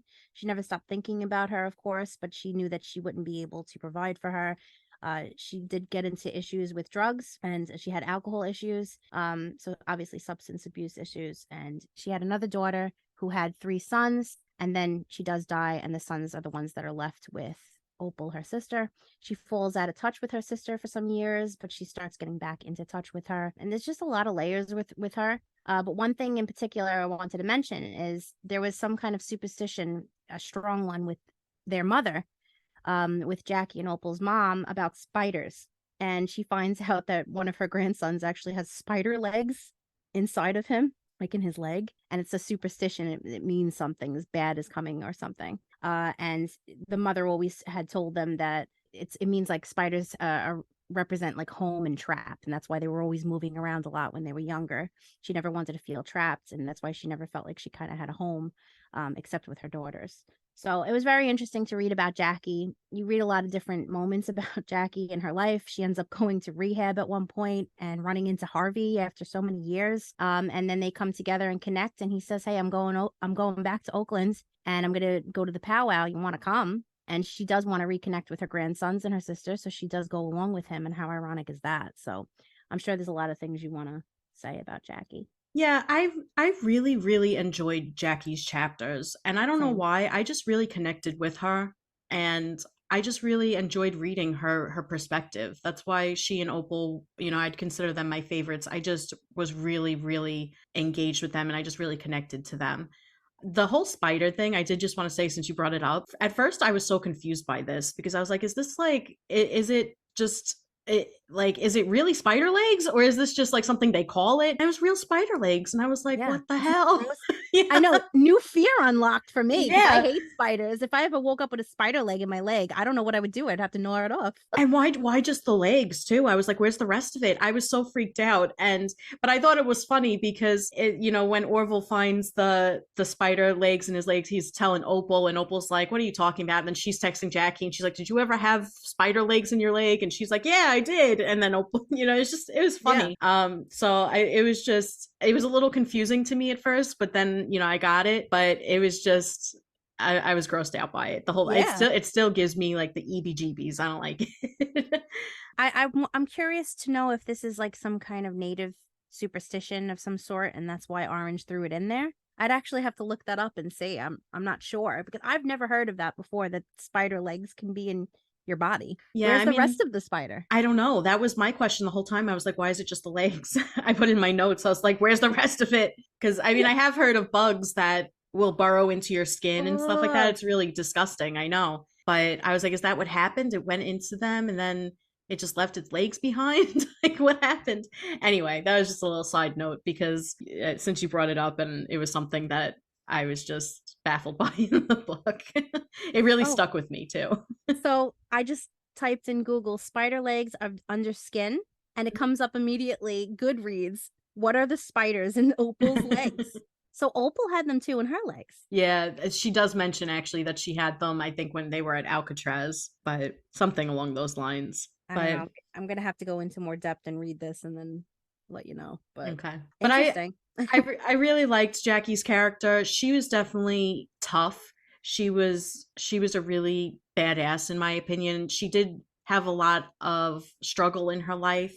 She had a lot of bad things that happened to her. She did end up struggling with alcohol addiction. However, I really liked in the novel that not only has she tried to find recovery, it's a little wishy-washy and she still has a lot of urges, but she uses swimming to combat that, which I thought was really cool. First of all, I like the symbolism of the water to show this fluctuation in Jackie, because I think that she is somebody that has had a lot of fluctuation in her life and in her character. But to use exercise to combat substance abuse cravings is really effective, and I just thought it was an interesting thing to include. I also really like the fact that she is now a substance abuse counselor for Native Americans, and even though she still has her struggles with addiction, it was nice to see her trying to help her community. I liked that when she was struggling, she said, hey, I'm gonna go to these AA meetings, and like you mentioned, she ends up seeing Harvey again for the first time since he had raped her. They ended up conceiving a child together that she gave up for adoption, and I liked that so when she's at this AA meeting, she's giving her story about her addiction, and she says how it started when she was raped by a man when she was young that resulted in a child, and she just stares him down the whole time. Mm-hmm. And she makes a point to say that he's kind of squirming in his seat. She knows that he knows who she is. I really liked it. It was just, it was satisfactory, like it's satisfaction, like I felt from it. When it was just squirming. it was just so powerful. I was like, she is badass, like good for her. I liked that we had somebody that was confronting the situation and not getting scared or running away or something like that. I liked that she was facing it head on. and barreling forward. I mean, you can have your thoughts about Harvey regardless of him as a person. I liked that they were able to find forgiveness. Like, she was able to forgive him eventually, which brought peace in herself. So it's not going to erase anything that had happened. It's not going to take anything away. It's not going to necessarily make her happy and not want to drink anymore, but it gives her peace. And I really liked that character arc for Jackie. I thought it was really powerful. I liked that she was able to reunite with her family by the end. However, it was amidst a tragedy, and that was really sad. But I still liked how she continued to move forward. Once again, she wasn't running away. She wasn't trying to hide. She wasn't trying to escape with alcohol. She was saying, no, it's time. I'm going to face this head on. And I just really enjoyed all of that. And the other thing I liked too, you mentioned how Harvey was saying, hey, drive with me to Oakland to the powwow. I liked how initially she was like, are you out of your fucking mind? Like, absolutely not. Like, get away from me. And then after considering it and thinking about her family and wanting to reconnect with them, she actually agrees. But then the whole ride, she barely talks to him, even though he's like, you know, telling her all this stuff. And I just really enjoyed it. I just found her very badass. She's a character I want to read about, and she just was so strong to me, and I just really liked her character. Yeah, and I love the scene too. It's like a small minor thing, but she's in like a hotel or whatever, and there's a mini fridge, and it has alcohol in it, so she just literally unplugs the damn thing and puts it in the hallway. And I was like, yeah, girl. And then she starts throwing the bottles into the pool or something like that too. I was like, she's hilarious. I love her. I think she's a great character. Yeah. All right. So next up we have Bill Davis, who I actually really enjoyed him too. There was something about him he's an angry, disgruntled old man. Yes, he reminded me a little bit of Taryn, where he was like, these young kids and their technology, you know. But he's also, you know, kind of a badass in maybe not such a fun way, but he's somebody that, as a younger man, he ended up going to prison. He stabbed somebody. He says it was out of self-defense. However, it's insinuated that maybe it was, maybe it wasn't. It's kind of unclear. He was drinking a lot at the time. He ends up going to prison. He learns more about his heritage. He starts reading books, and he gets sober, and he comes out of prison kind of a changed man. He's also a veteran of the Vietnam War, and he ends up forming a very nice, I thought, relationship with Karen, who is Edwin's mother. Yes. And I thought that their relationship was sweet. I actually really liked his relationship with Edwin, even though he seems kind of like, you got to grow up. Come on. Your mom needs to stop coddling you. You need to get off your phone and off the computer. But at the end of the day, he's always there for him. And I just loved that sentiment. I found his story so tragic because he was somebody that I felt had really achieved happiness in this book. I think he was one of the few characters who had. He was living a life that he really felt content with. He had a loving relationship. He cared about this boy, Edwin, despite having differences in, you know, how he thinks people should behave. But he ends up dying tragically as a result of the violence that breaks out at the powwow. And reading that chapter at the end, I mean, I cried. I just felt so sad. Yeah. And it's just, I just really enjoyed his character arc. I enjoyed his story. He's another one that I really enjoyed his point of view while I was reading it. Yeah. And it's mentioned too. First of all, I love when he was like complaining about kids these days. Yeah. Basically. I was chuckling. Yeah. And it's interesting too, because while he's complaining, he works at like a stadium, and he's on the field and he's cleaning up and doing what he needs to do there. And then a drone appears, and it happens to be flying from kids these days, literally one of these like techie kids that we'll talk about soon. And he's like swatting at this thing. Yeah, he hits it with his like garbage thing, his garbage grabber. It was such a fun scene to read. But also I think that's symbolic too of like an older man rejecting technology. Like kids are very open to technology, and an older man is like, get out of here, tech. Let me bash her a little bit, like, you know? And I liked that. I liked that, how that came together. But that scene was fun to read. Yeah. He was whipping at that thing. Yeah. He was just funny. He was just fun. He was a fun character to read, and I got very emotional. But let's get into Calvin Johnson. Calvin Johnson is another sad soul. He might be the saddest soul in this book. There's so many of them that were so sad. It's hard. He's definitely up there. I agree with you. Yeah, Calvin, right now he is kind of hiding out in his sister's house. He has issues with some other characters we're going to talk about. He's basically in with the wrong crowd. You know, he is related to people who are in on the wrong crowd, but that's kind of why he's not dead. He's safe, I guess, for the time being.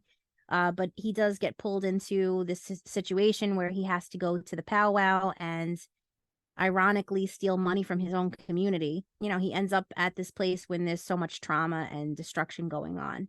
And he does die. He does lose his life. What were your thoughts on him and his situation? I felt bad for him.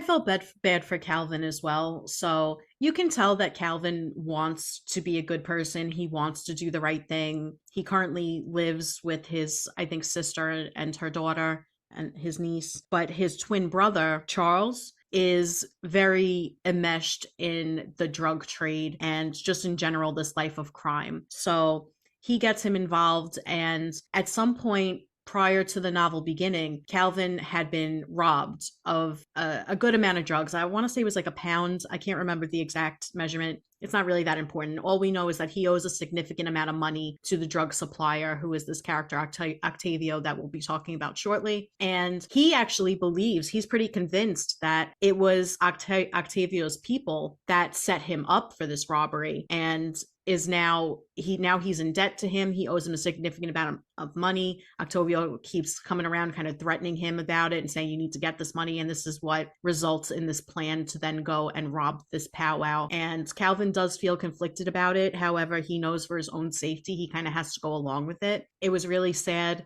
at the end, mostly because he was just kind of standing there. He didn't really know what to do. He's watching his brother get shot at, and then, you know, eventually he gets shot multiple times. He ends up dying. It was very sad. And I don't know if he was the saddest character. He was maybe one of the more tragic characters. I that's how I would categorize Calvin. Well, was he the one that, I think it was him.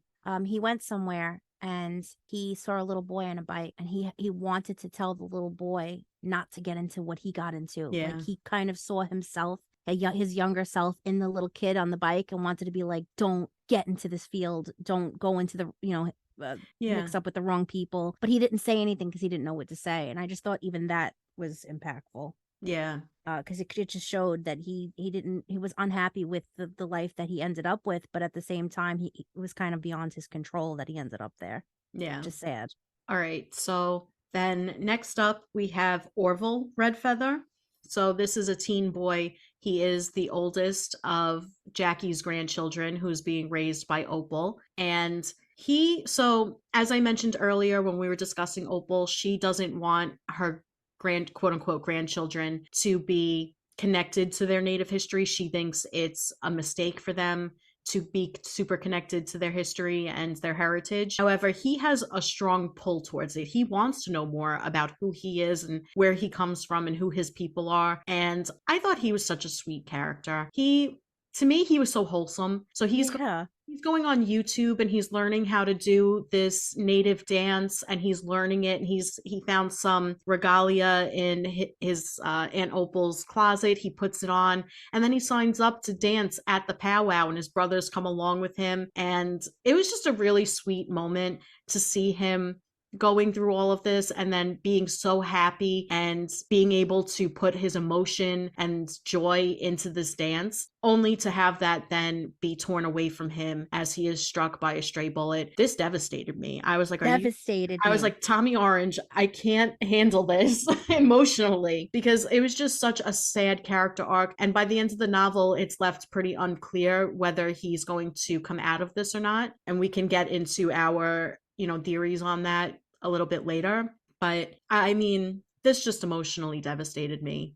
I was crying. I felt so upset about this. And then you see Jackie, everybody's trying to say like, no, get out of the way. Everybody's trying to find Orville. He's not answering his phone. Everybody's in chaos. And she runs until she finds him, and she grabs him and she's screaming for help. And then Harvey, Opal, the two younger boys, Luther and Lonnie, they grab him, they get him to the hospital. It's just a very emotional and very impactful set of scenes. And I mean, it just destroyed me. How did you feel about it?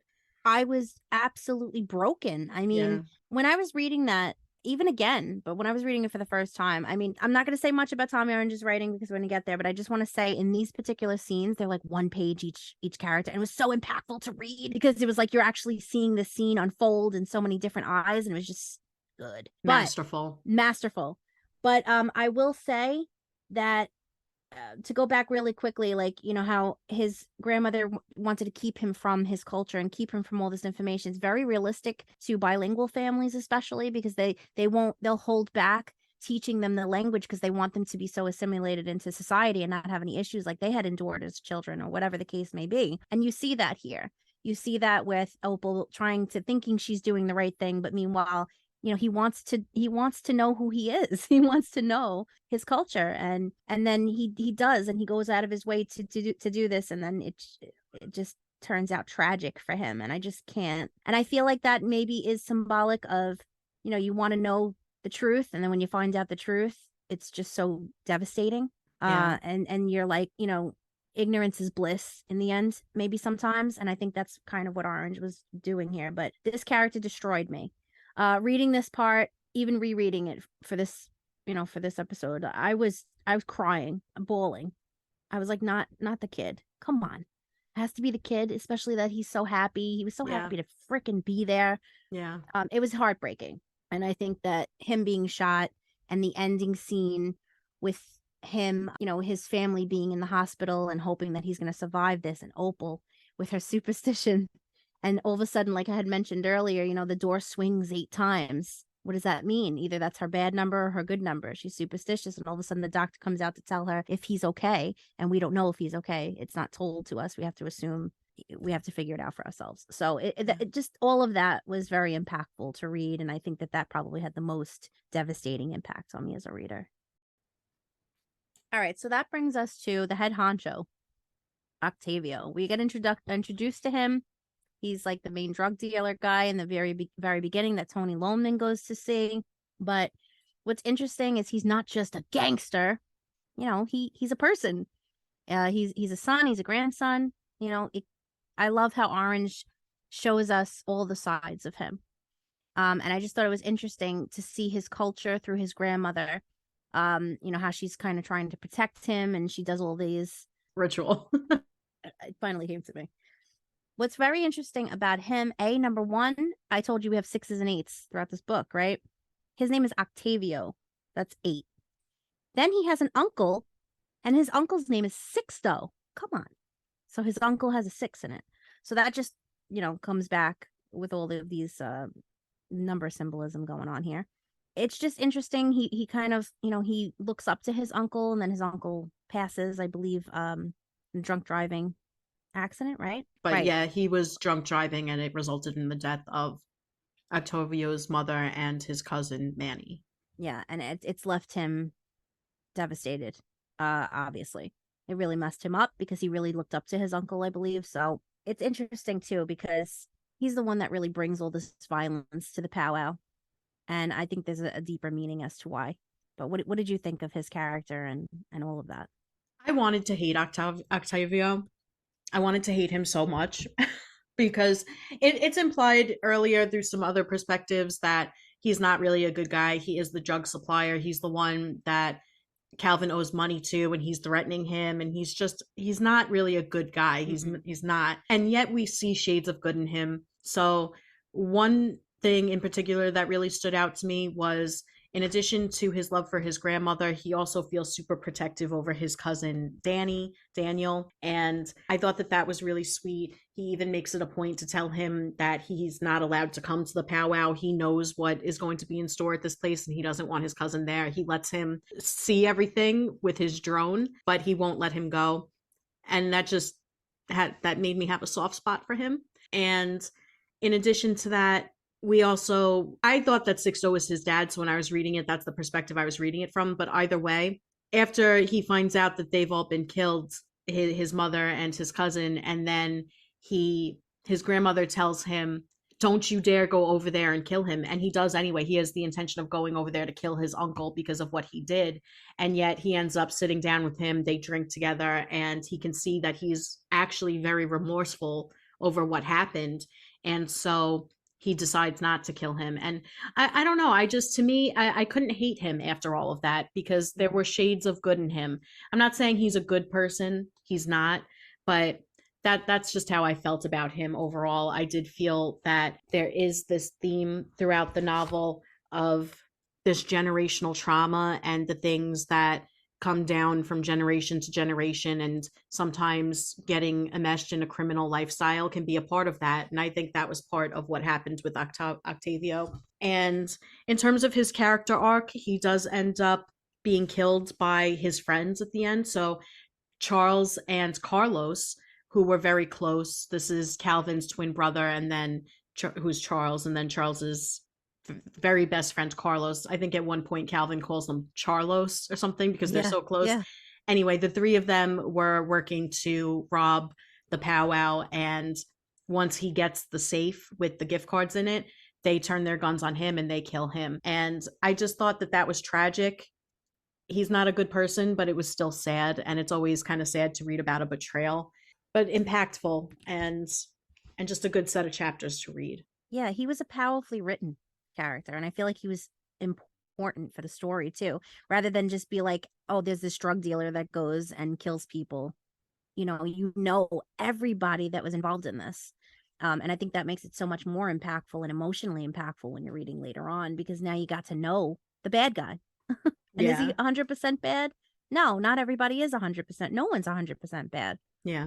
But one thing that I had highlighted here, I just wanted to say, there's a line that he says that I think is just so friggin' good. It's just a quick line in his dialogue, but he says, and I think it sums up a lot, but he goes, so we all fuck up. It's how we come back from it that matters. And I just think that defines him. He fucked up. He fucks up a lot. He is a fuck up. But in the end, if you come back from it like his uncle came back from it remorseful, he's going to make a change. So I think that's what it's all about. Sadly, it doesn't happen for him. He could have redeemed himself and not went, but he didn't. No. He was pretty committed to the criminal lifestyle, the gangster lifestyle. Yeah, basically, we did allude to his cousin Daniel, who he always looks out for. His cousin Daniel is a very smart kid, very technological savvy, and he's the one that was flying the drone earlier that Bill saw and swatted. And as far as Daniel goes, he's very important. He's a key component to this story because he's the one that creates the 3D gun. He uses a 3D printer, which I still find amazing. I'm an old lady, but printing out a 3D gun is just friggin' wild to me. Yeah. I can't even wrap my brain around that. So he prints out a gun, but for some reason they can't print out bullets. But he is responsible for printing out these guns that are provided that shoot the bullets and kill all these people. He doesn't know that, the kid. I mean, common sense, guns aren't good. You don't make them and expect a good outcome. But he does so. He gets some money from it. He's just a kid, and with that money, he buys himself a drone. And then he actually does view the powwow through the eyes of this drone, and he sees his cousin die. And I think it's very symbolic too, the fact that it's not a black gun, it's a white gun. Usually guns are, black or silver or something. Yeah. But this one happens to be a white gun. And I think that is no accident. I think that's very symbolic. What do you think? Yeah. So I liked his character. He wasn't one of my favorites, but I liked him. I did really like that during the scene where he's flying the drone over the powwow and he's seeing Octavio being shot at, he does actually use the drone to fight them. I can't remember which perspective it was. It might have been Calvin's, where he says he sees the drone kind of hitting either Carlos or Charles. And I just thought that was cute that he was trying to help from, far away, but also how devastating that must have been. He is a very brilliant young man, and he was able to 3D print these guns, and his cousin Octavio was able to exploit that and said, hey, I'll give you, I think it was $3,000 or $5,000, something along those lines, to make this many guns for me. And then he promises him like, oh no, I won't be using them, at the powwow. And Daniel keeps thinking to himself, I really hope they don't use these guns. And yet in the back of his mind, he's like, but why did they need them in the first place? Which is a great question to be asking. I definitely think the guns being white was symbolic to me, that was representative of the idea of white oppression and the killing of Native Americans by the white man. In addition to that, I also think the fact that these guns were being wielded by natives to strike down other natives is symbolic of this idea of complicity in history and in modern day in terms of destroying culture and allowing culture to die. And I found it very impactful. I don't think it was really subtle, but I do think it was impactful. And it was just, I liked the idea that because these guns were 3D printed, they're not really like traditional guns. And at one point, I believe it was Tony's character saying that he was shooting and he could feel the gun burning so hot because the plastic was burning in his hand from firing the bullets. And I thought that that was interesting. The idea that the violence was then kind of destroying the weapon. I don't know. To me, I thought it was an interesting little thing that Tommy Orange just threw in there. The idea that Tony was having this change of heart, and at the same time the gun was kind of like melting in his hand. So I thought that that was interesting. Yeah, I loved reading that. I thought that was so different and interesting also. Yeah. And it was definitely impactful. And like you said, it's of course it's not hidden in any way. It's not subtle. It's very symbolic. The whole white gun thing is symbolic of continuing the vicious cycle.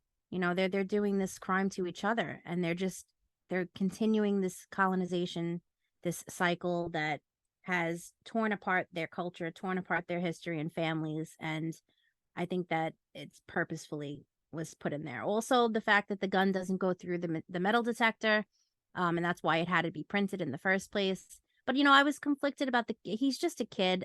Octavio's trying to protect him, but you're making him make guns. So, you know, that upset me too. You know what they're going to be used for. He was hoping not to use them, but of course they were used, and they were used easily, in my opinion. Well, But he made one initially without Octavio asking him to, and he showed it to him, and Octavio was like, wow, this is great, and I'll give you money if you make more of them. Yeah. So And he was already making it without that I influence. that's what I was going to say too. I think the influence was because he loved his cousin so much and he looked up to him. He wasn't really thinking, because he's so young, he wasn't thinking about what his cousin really does that's impactful negatively. So I think that he just looked up to him. Then he got a taste of, you know, getting money for doing things, and he was able to buy himself this really expensive tech toy basically. And in the end, he was distant from his mom. You know, he kept ignoring his mother. She kept trying to be with him and, you know, come have dinner with me, and he didn't want to. And then in the end, after seeing his cousin die so tragically, I think it helped turn him around, hopefully in the future, to reconnect with his mom, because he does go and hang out with her after that, and he's so traumatized. Well, yeah, up until that point. So I forgot to mention this. I did find the relationship with his mom interesting. So he explains that after the death of his brother, who was Manny, he's the one that was killed in the car accident, or at least I believe that's the case. Yes. His mom became very distant. She never really got over that. She didn't really interact with anyone. She was very isolative. She didn't really give Daniel a lot of attention. And then he ends up giving her, I think, $3,000. He leaves $3,000 in an envelope for her, the way that his brother used to do. So his brother was involved in the drug trade with Octavio, and he used to bring home money and support the family. After his death, that was no longer happening. So she still thinks he's alive. After he sells the guns to Octavio, he leaves this money for his mom, and now all of a sudden she's in better spirits. She's asking him to come down to dinner, and I found that interesting. I think that contributes to this idea of complicity in the sense of the criminal world. So we don't want our children to be criminals, yet we're going to reward them when they're doing criminal activities by giving them attention, because now, oh, well, I'm benefiting from it. I'm getting money from it. To me, this was really cold. And I just thought it was an interesting dynamic. And you can kind of see that Daniel doesn't really come from a great family. And this is also symbolic of like rewards, you know, because he was getting paid for doing bad things, and then he was buying himself techie toys. She's getting paid for bad things, and it's all about like a reward system of being complicit and complying with this vicious cycle, and basically sitting there and being like, okay, well, this sucks, but at least we get this, Mm-hmm. and I'm not saying that it's right. And I'm not saying, but this is sadly symbolic of some things that go on post-colonization. So, All right, so our next character that we have is Blue, who is the daughter of Jackie and Harvey. This is the daughter that Jackie conceived after she was raped by Harvey. She gave her up for adoption. She ended up being adopted by a wealthy white family and grew up kind of with this idea of perceiving herself as white, not really understanding her culture, where she came from. Her original name, I believe, was Crystal. However, as she gets older, she learns how to reconnect with her heritage. She moves to Oklahoma, ends up marrying a man who is abusive, is able to escape from that marriage, thankfully, and then ends up being one of the organizers for the powwow, where she's then united with Edwin, who she later finds out is actually her half brother, also the son of Harvey. And I liked her character. I thought she was cute. I didn't really have strong feelings about her, but I liked her and I was happy to see her getting out of the abusive relationship. I think this cycle for Blue was representative in the novel, once again, of this cycle of violence from generational trauma. Her mother was a victim. She was the product of a terrible crime, a rape, and she ends up as an adult without even knowing who her real mother is and ending up in the same situation as she tries to reconnect to her culture, but then being able to get out of it and move forward, just like her mom. So I really liked her character arc, but I didn't have strong feelings about her one way or the other. I just thought she was a good character. Like, they were all very good characters. And I liked how she was struggling with this idea of reuniting with her mother at the end of the book. She recognized her, but she was scared, Mhm. And I liked that. I liked the conflict that she had internally about meeting her birth mother for the first time. After they brought Orville and Edwin to the hospital, she sees Harvey with Jackie and she suspects that that's also her father. And it's just, once again, this journey of self-identity, connecting with your history, connecting with your heritage, and also learning who you are by looking at the past. So I think that whole cycle was interesting. And I think, once again, for Blue, it's something that I'm hoping is going to be better for her moving forward. Yeah. I was proud of her for leaving Paul. He seemed like a mega douchebag. He was abusive to her and she had been afraid to leave him, but she becomes a badass because she is the daughter of a badass. She is for lack of a better word, not a branch of, but a feather of her mom. And I loved that she was reluctant. She knew that was her mother. She tells Edwin, I think that's my mom, and he's like, what? And she's reluctant to just go approach her. I mean, that makes sense. That's realistic. Yeah. She never knew her before and she gave her up. And I'm sure she has all these questions and feelings about that. And it's got to be hard. So I really liked that scene. I really enjoyed the scene. It's small, but when she's going on a bus to try and get away and go to Oakland and get away from Paul, she's in the bathroom with this woman and this older woman's in there and he comes looking for her and she hides in the stall and he goes in there and he's like, Blue. And the woman knows she's in there, but she goes, I'm, older lady. She's like, I'm alone in here. She's like, there's no one else in here. And she's like, honey, when's your bus? She's like, I'm going to wait with you. Yeah. I really loved that scene. Yeah. I loved watching this, women help women and support women. And I loved that entire scene. And it was, on the edge of your seat because you don't want this asshole to find her. You want her to get away. And she does. And I was happy to see that. Yeah. And then when she was with her brother, she picks him up in the car and he's like, coffee? And I'm like, yous are related. I was like screaming at my book. I'm like, you're related, know each other. And then it saddens me because they don't know each other really. And she maybe will figure it out. But if he lives, hopefully they'll be able to form a friendship, they're half brother, sister. And it was interesting too, because he found her attractive. I was like, no, it's just yeah. Like she's like, I made it clear that I wasn't interested. Thank God.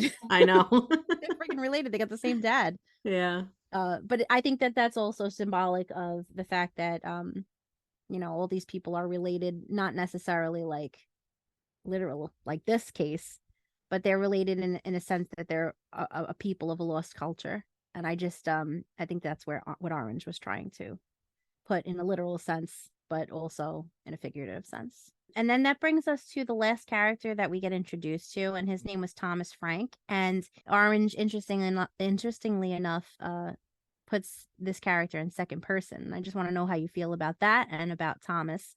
Thomas is basically, I think he's like an alcoholic, but he's a drummer. He works, he's a businessman, but he's a janitor, I believe, right? Yeah, he's a janitor in a business building. He's seen some crazy things, and he basically goes to work drunk. He gets fired, and he just decides, hey, I'm a drummer. I'm going to go to the powwow. And he just ends up in the wrong place at the wrong time, basically. So how did you feel about him? And then also the narration change for his character in particular. The narration change was fine. I didn't hate it. I didn't love it. It didn't impact anything for me. I will say that Thomas's narration was the one that I felt wasn't vital to the story. I liked his chapters, but I just felt like he didn't have any connection to anybody else in the story, and it was just an interesting choice I felt on Tommy Orange's part. But I did like getting his story. I particularly liked his connection to music and the drumming in particular. He kind of says that the drumming to him in some ways is a spiritual experience. It's like praying for him. He says the same thing about alcohol, which is maybe a little concerning. However, he does say that the drumming gives him that same feeling as the alcohol does. And I thought that that was very impactful. I thought it was interesting to read. And I liked his chapters. I felt it was very sad, but like with Bill, I felt that he was one of those characters that felt at peace to some regard, in some regard, at the end of the book, where he kind of was like, oh, this happened and it's time to go. I think he was in a peaceful place because of his drumming. And so I didn't feel as sad, although I still think it's tragic that this man just came to this powwow to play his drums that she loves and has always loved and ends up being killed. So it was sad. It didn't pack as much of an emotional punch for me because I didn't feel the connection to him because of his lack of connection to the other characters. Yeah. The only thing I wanted to say about him particularly is that Orange, I had looked this up a while ago, but Orange, in an interview, chose to make his narration in second person because he wanted to collapse the distance that a reader may be tempted to feel for a wounded character if it was in first person or third person, and he felt it might be more impactful that way. But yeah, this guy is just another sad soul in this little universe here that he's invited to the powwow to play music. He decides to go because he wants to do what he loves, and then he suffers for it, which is just tragic and sad. Yeah. And of course, there's other underlying symbolism as to that. But yeah, I mean, he's not really one of the characters that we get to know.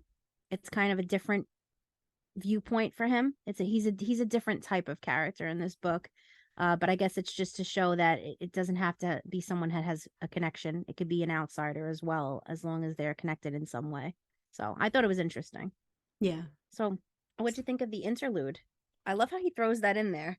After you're finally calming down after reading the prologue, and then boom, here's an interlude again too. Yeah, I liked this. I liked this a lot, actually. Well, first, just to explain, so in this interlude, we get a few different pieces of information. First, we get some information about powwows and the role that they play for Native Americans, and how it provides this feeling of unity where Native Americans from all different tribes can gather, and there's song and dance and drums, and they can make crafts. I think they mentioned jewelry, and I found it interesting to learn about that, especially as somebody that isn't very familiar with Native American culture. It was nice to learn about that a little bit. One of the things that really stuck out to me in the interlude was when they're talking about the history of the Native Americans, and he uses an analogy about in terms of reflecting on people's histories. And you have the people that are on the ocean in their yachts, on their boats, and then you have people that are on life rafts struggling in the water, just trying to stay afloat. And he says something along the lines of, these people on the yachts, they turn their noses down to the people on the rafts and say that, oh, well, they're just lazy, they're incapable. And then they don't take into consideration that these yacht owners inherited these yachts from their fathers. So the people on these rafts, that's what they've inherited, was these life rafts. And they're just trying their best to try to keep it alive. They're trying to keep their culture alive and keep their history from literally just sinking below the ocean and being forgotten. And I just really liked that analogy. I thought it was very impactful. It's something that's definitely going to stick with me for a long time. And I thought it was a really cool way of describing it that will help people to understand the difference between having ancestry that has been successful and has been the victor, and then having ancestry that has had to struggle for a long time or that has been victimized or oppressed. So I really enjoyed that. It also talked about the last names of Native Americans. I liked that as well. It gives you some insight into where their names come from, how they've gotten those names. Essentially, they were given to them by the military, and they usually were in the form of animals or some type of description. So I found that interesting. And then I believe in the interlude, they also talk about the mass shootings in America, the rise of the mass shootings.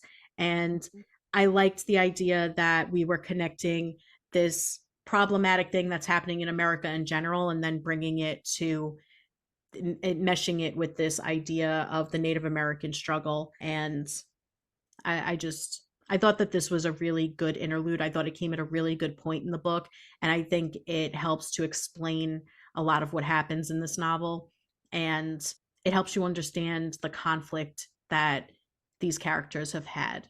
Yeah, I loved this section. It really, like I said, with the prologue, reminds you that it's reality, even though you're reading fiction. And then when you get to the interlude, you're brought back to reality again. And they're like, hey, this is what happened. This is what really happens.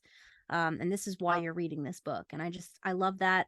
I think that it's super impactful. I think this is information that everybody should know. And I think that there's a lot of things that he mentions here that is very impactful. And I think you said that there's stuff that's going to stay with you. And there is stuff in here that does stay with me and has stayed with me.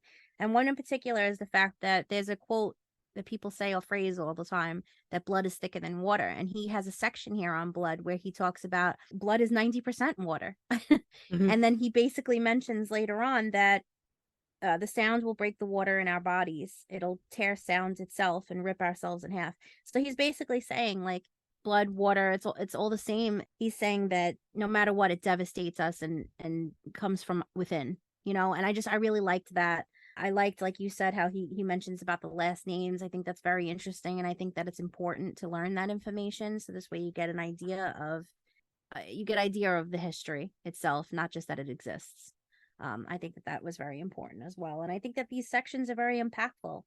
He also explains what a powwow is, so you're not just reading the word powwow and not really grasping the idea behind it and why it's so important for this community of people to get together and celebrate their heritage, and to get together and actually be themselves rather than just being who society expects them to be.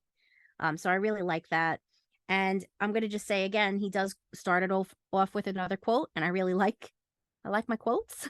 And this one is very impactful as well. And if you're not going to read the book, at least I'd like to read this, so this way you get some idea of what these sections mean. In this one, this is a quote from Charles Baudelaire, and it says, "What strange phenomena we find in a great city. All we need to do is stroll about with our eyes open. Life swarms with innocent monsters." That's a friggin' awesome quote. And how realistic and true is that? Well selected quote, and this whole entire interlude was important and impactful, and I think the inclusion of it really makes a difference to the story. All right, so we've mentioned it a few times, but let's talk about the end at the powwow and the events that unfold there. So obviously we've been leading up to this, but all the introduction to the characters, all of the struggles that we view for the characters, they're all ultimately leading up to being at the same powwow, whether they're interacting with each other or just going to be there in the same place, same time. Obviously, it's building up that there is going to be a robbery, which does take place, and things do go sour. These printed guns end up bullets spraying everywhere, and a lot of these characters die. Actually, I think most of the characters do. So it's crazy because there are a few that are spared. Like we had mentioned, Dean Oxidine does not. The bullet just basically goes past him. He's part of preserving this history going forward, trying to take, native stories and, spread the knowledge and actually get people informed. So because of that, I think symbolically he's spared. But unfortunately, me and Alex had mentioned that Orville doesn't, he's necessarily not making it, or he is making it. It's left ambiguous. And I think that that's very impactful. I think that, first of all, I was bawling my eyes out. So it was emotionally impactful. He's a kid. He's just a kid. And I think it just, it goes to show that it affects no matter what the age group is. Generation and generations are just being affected by this in the aftermath of it. And I think that it's ending the way it does, where it's left ambiguous. Like Edwin is also hurt. He could die or he could live. Orville could die or he could live. Some of them, it's concrete that that they die. Some of them are left where it's potential that they could survive. And I think that this is left this way because Orange doesn't give us ultimate closure, because his people were never given ultimate closure. So I think that's super impactful alone when you close the book and you think about it and you actually, grasp at what he was trying to get there. I think that makes a lot of sense. And I think that's realistic.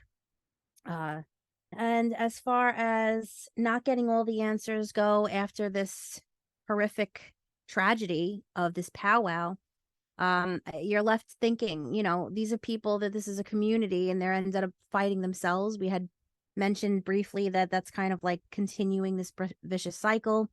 It's sad, but the whole thing was tragic. I was crying most of the end of this book.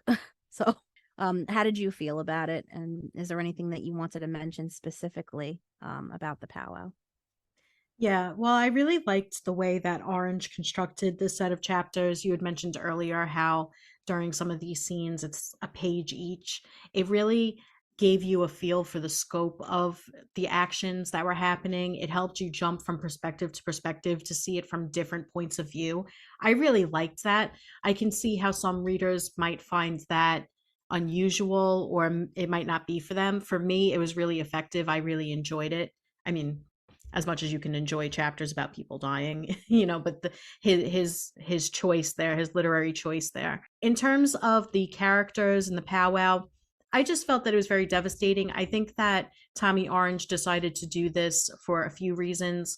One, to show that so throughout the novel, we have this cast of characters who are all trying to reconnect with their heritage, trying to find a place of belonging in their culture. And at the end of this book, they're all at this powwow. There's dancing going on. There's drumming. Everybody's having a good time. Everybody is happy and has that sense of belonging. And then you see it cut short by these acts of violence. And I think that's intended to insinuate that many Native Americans don't have a place of belonging. And when they try to find it, it is taken away from them. And I think with the characters that we see dying on the page, some of it was very impactful and some of it was necessary. So we know most of these bad doers. We see Tony, who does end up turning the gun on his comrades in order to protect the innocent people that he sees dying around him.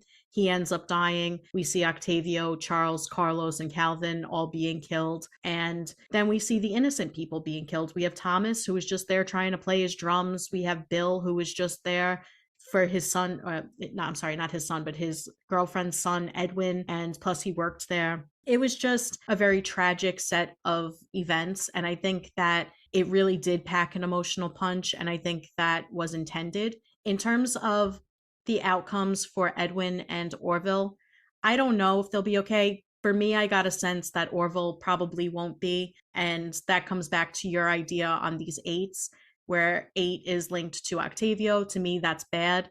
And the door did swing 8 times. I kind of got that impression. It was very ominous. And I think Edwin might have a chance at surviving. But that was just my impression. I don't really have any support from the novel to justify that. It's just what I think. And I believe he left it intentionally ambiguous to symbolize the uncertainty of the future for many Native Americans. So while there has been a lot of work done to preserve the Native American culture, I think from what I've read in this novel, I believe Tommy Orange thinks that there's still a lot more work to be done. And I think he's trying to send a message that these different tribes need to find a way to come together and also affect real lasting change for the Native American community, which is something that I don't think the characters in this novel were really able to do, or did, at least on the page in this novel. And I think that he wants to see that for his community, and that's why he left it ambiguous, because it's really up to them to decide where we go from here and how we're going to choose to take this past, this terrible, violent past, and make it better for future generations of Native Americans. Yeah, I love the way you said that. And I agree with you. And I also got the same feeling, just because it seems that 8s in this book are negative. So for me, even though there's not 100% support, he leaves it that way on purpose. He does leave breadcrumbs throughout the whole book and all these characters that 8 is, not necessarily great. You know, as far as the 6 goes, if you're going to just go to Octavio's chapter, and his uncle does have an arc where he has a redemption. He does come out of it, where he killed his family, and he does have he does walk out of it changed for the good. So I think that 6s are maybe a good thing, whereas Octavio, he does not have that arc. He still continues to pursue this negative lifestyle, and then he dies. And I just feel like 8 is a negative in this book. So I really, figuring it out that way, it doesn't mean that this is correct, this answer, but to me, it seems that Orville's not going to make it. I hate that. But it's also maybe symbolic that these kids are all fucked up from the past, and that, it's not always a good ending. It's not always a happy ending. So yeah. I think that that's realistic as well. And then another thing I wanted to say is that, America's this big melting pot. And I think Orange wanted to make it clear that the whole country is filled with immigrants, right? All of us have been immigrated here for the most part, except for natives, obviously. And, we can say, like me and Alex, we went back to Italy. We're Italian. We went back to Italy. We were able to go to the homeland, right? People like, oh, let's go back to the homeland and see, where our ancestors came from. Natives can't do that. And he makes it quite literal that, if they wanted to go back, there is no there left there, because it's been overwritten. And I think that's super sad. And I feel like that is an important thing, impactfully, when reading this. You walk away with that message of realizing that there is no there for them. And I just think that's what made me walk away from this, how impactful his writing was. So, well, tell me what themes stood out most to you. So there were quite a few things that stuck out to me in this novel in terms of symbolism. We already talked about the white guns. I also felt that the drone was symbolic. So in the times when the European colonists were first coming to America and they were taking the land, technology played a role in destroying those indigenous communities. And I think that this drone was a little bit symbolic of that, how once again, and the guns as well, but once again, technology is being used to tear down these native communities. And also the sense of just watching it unfold versus taking action to prevent it or to intervene. So I felt that was all symbolic in the novel. In the teddy bear, Two Shoes, I really liked this. So to me, this represented this idea of you have to remember your history, because this bear was always giving Opal information about a Native American history. And she at some point, she acknowledges that this was my own voice in my head. I know that now, it wasn't actually this teddy bear that was talking to me. So when she does abandon the bear, I think it's this idea of, I'm leaving my childhood behind. She had acknowledged that she was, I think, 11 or 12 when she had the bear. She says, I know I'm too old to have this bear, but I felt like she was clinging to her childhood, clinging to history, and choosing to leave it behind is this abandonment of childhood and of history. And as we know, as I've mentioned and you've mentioned, she does go on later to try to abandon her history and try to separate herself from it. So I felt that was very symbolic throughout. In addition to that, there were a lot of motifs in this novel. We saw the addiction play an important role with many, if not all of these characters. I'd say every single one of these characters was impacted by addiction, even if they weren't themselves using. And I think that that comes down to this theme of generational trauma throughout the novel. With that, there was a lot of domestic violence in this book, and just violence in general. But we do see the Native women being victims more so than the men. And I think that that's symbolic that really any minority community, but in this case, the Native American women, not only are they already vulnerable, but they now have to fear not just men at large, but men within their own communities. And once again, I think that comes down to the generational trauma, which I think we see play out significantly in this book. We have broken homes, which result in more broken homes. We have domestic violence being trickled down from father to son. We have addiction, and we see how that impacts a community as a whole, because when you come back to that analogy of being in the water and just trying to stay afloat and try to survive, you're not moving forward. You're continuing this cycle of, well, I was traumatized and now I am going to continue that trauma to the next generation. And it makes it very difficult for a community to move forward. In addition to those, I felt that there was a big theme of identity in this book and trying to connect with one's cultural identity. Every single character in this book was on a journey of self-discovery in terms of how it relates to their ancestral history. And in addition to that, this sense of community, trying to find a place where they belong, trying to find a place where they can feel like themselves and feel comfortable and happy. I felt that those were very important and prevalent themes. And finally, I did want to mention, I thought that music seemed to be a somewhat of a motif or a theme throughout this book. Not only is it in the title, I also was happy about that. I'll talk about that when we get into the title. But we have the drumming at the powwow. We have Thomas talking specifically about how spiritual the music was for him. And then we have Orville learning the dances. And I just felt that that was an important, consistent theme throughout the novel too, in terms of how music can bring a community together. No, I couldn't have said any of that better myself. Like, I seen all of that symbolism, those motifs, everything.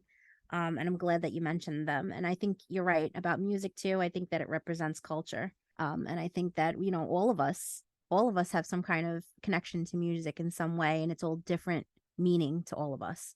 So I think that that's interesting too, because obviously it represents their culture, and it helps bring them back to a culture that they never could really connect with, but they can through music. To go back to one of the things you had said about this generational trauma and how they find it hard to progress past that. He does say things in this book, Orange, in the interlude and in the prologue, in the sections where he would just want to interject, like, hey, this is what you need to know, like his own, you know, facts. If he wrote a history book about natives, I would 100% buy and read that book. Going back to this, I feel like he does make one note of discussing in the interlude about unattended wounds. And he says, an unattended wound gets infected, becomes a new kind of wound, like the history of what actually happened became a new kind of history. And I just think that that is so impactful, because it makes you realize, you know, obviously it's not always who loses out that writes the tales. You know, you learn history through the victors sometimes, and history gets obliterated. Sometimes entire civilization's history just gets destroyed and you know nothing about them. So I just think that that is very applicable here, but it also foreshadows for me, hopefully, I cling to the hope that Edwin will be okay, because his wounds don't get unattended. He does get left at the hospital to be treated. And I'm hoping that maybe some way, somehow, that foreshadows him actually coming out of this okay. I want him to be okay. Another thing too you had mentioned was addiction, and that's very prevalent in this novel. It seems to be as a coping mechanism, obviously, for this generational trauma. A lot of people cope in different ways, but it seems that that is one main way that people will cope as a whole. And what's sad is that they come together as a community doing that, it seems, in this book of these characters, I mean. And it's not the right way to come together. And I feel like Orange is trying to point that out specifically and say, listen, if you want to cope, let's make change and let's actually recognize the issues and come together, like you said. Another thing, too, is this message of broken promises. He makes it clear, too, specifically, like from the government, not to trust certain things that you're told from higher authority figures. Obviously, they don't always have your best interest at heart. And that also speaks to, let's say, I don't know, England coming over here and saying, hey, we're going to be best friends. And obviously, that's not how it played out. And you all know the rest of that story. So I think there is this impact of broken promises and what it does, generations later, how people are still affected by this. And it's not even just with this one thing or with this one community, it's universal. And I think he wants that known as well. And then there's a lot of other things that you said about identity. I agree. There's a lot of superstition. I like how a lot of that ties maybe into the culture and the history of his people. And I really love that he included that. You could tell that he did his research hard for this. And it teaches you as a reader. I love that. I love being taught new things, especially about history and things like that. I think that that's important. So the last thing I'll mention is that there seems to be this overall theme of technology in the modern world being, or rather technology being a modern colonization. So technology disconnects us from nature.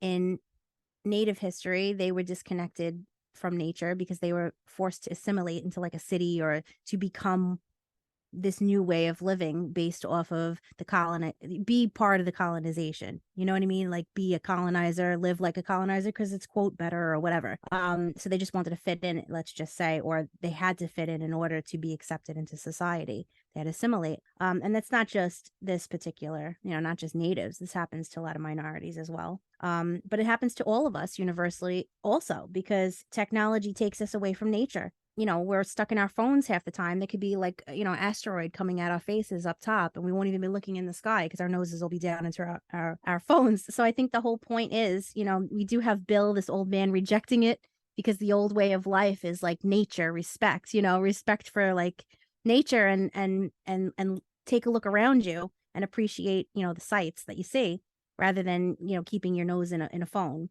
And I think he makes that really clear that his people were removed from nature violently, and it's happening all over again, but in a new way through technology. It's actually colonizing our minds. So I just think that that's super interesting, very thought-provoking. A lot of this is thought-provoking. I'm in awe of his writing. Let's talk about. Well, speaking of which, what were your thoughts on his writing? The man is a master of his craft. I loved his writing. I love this book, not because it's like a feel-good book or, anything like that, but I love this book. I think that it's very impactful. I think it's very emotionally impactful to me as a reader.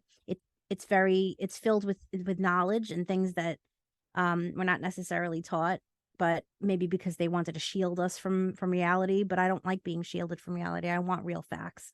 And I love that he gives it to us brutally. He's very brutally honest. I love the way he structures the book. I love the parts of it, how, remain, reclaim, the powwow. I love how he tells us what a powwow is in a lot of detail. So this way we really understand what we're about to read. I love how the prologue and the interlude both really set us up for what's ahead. And I just think he's great.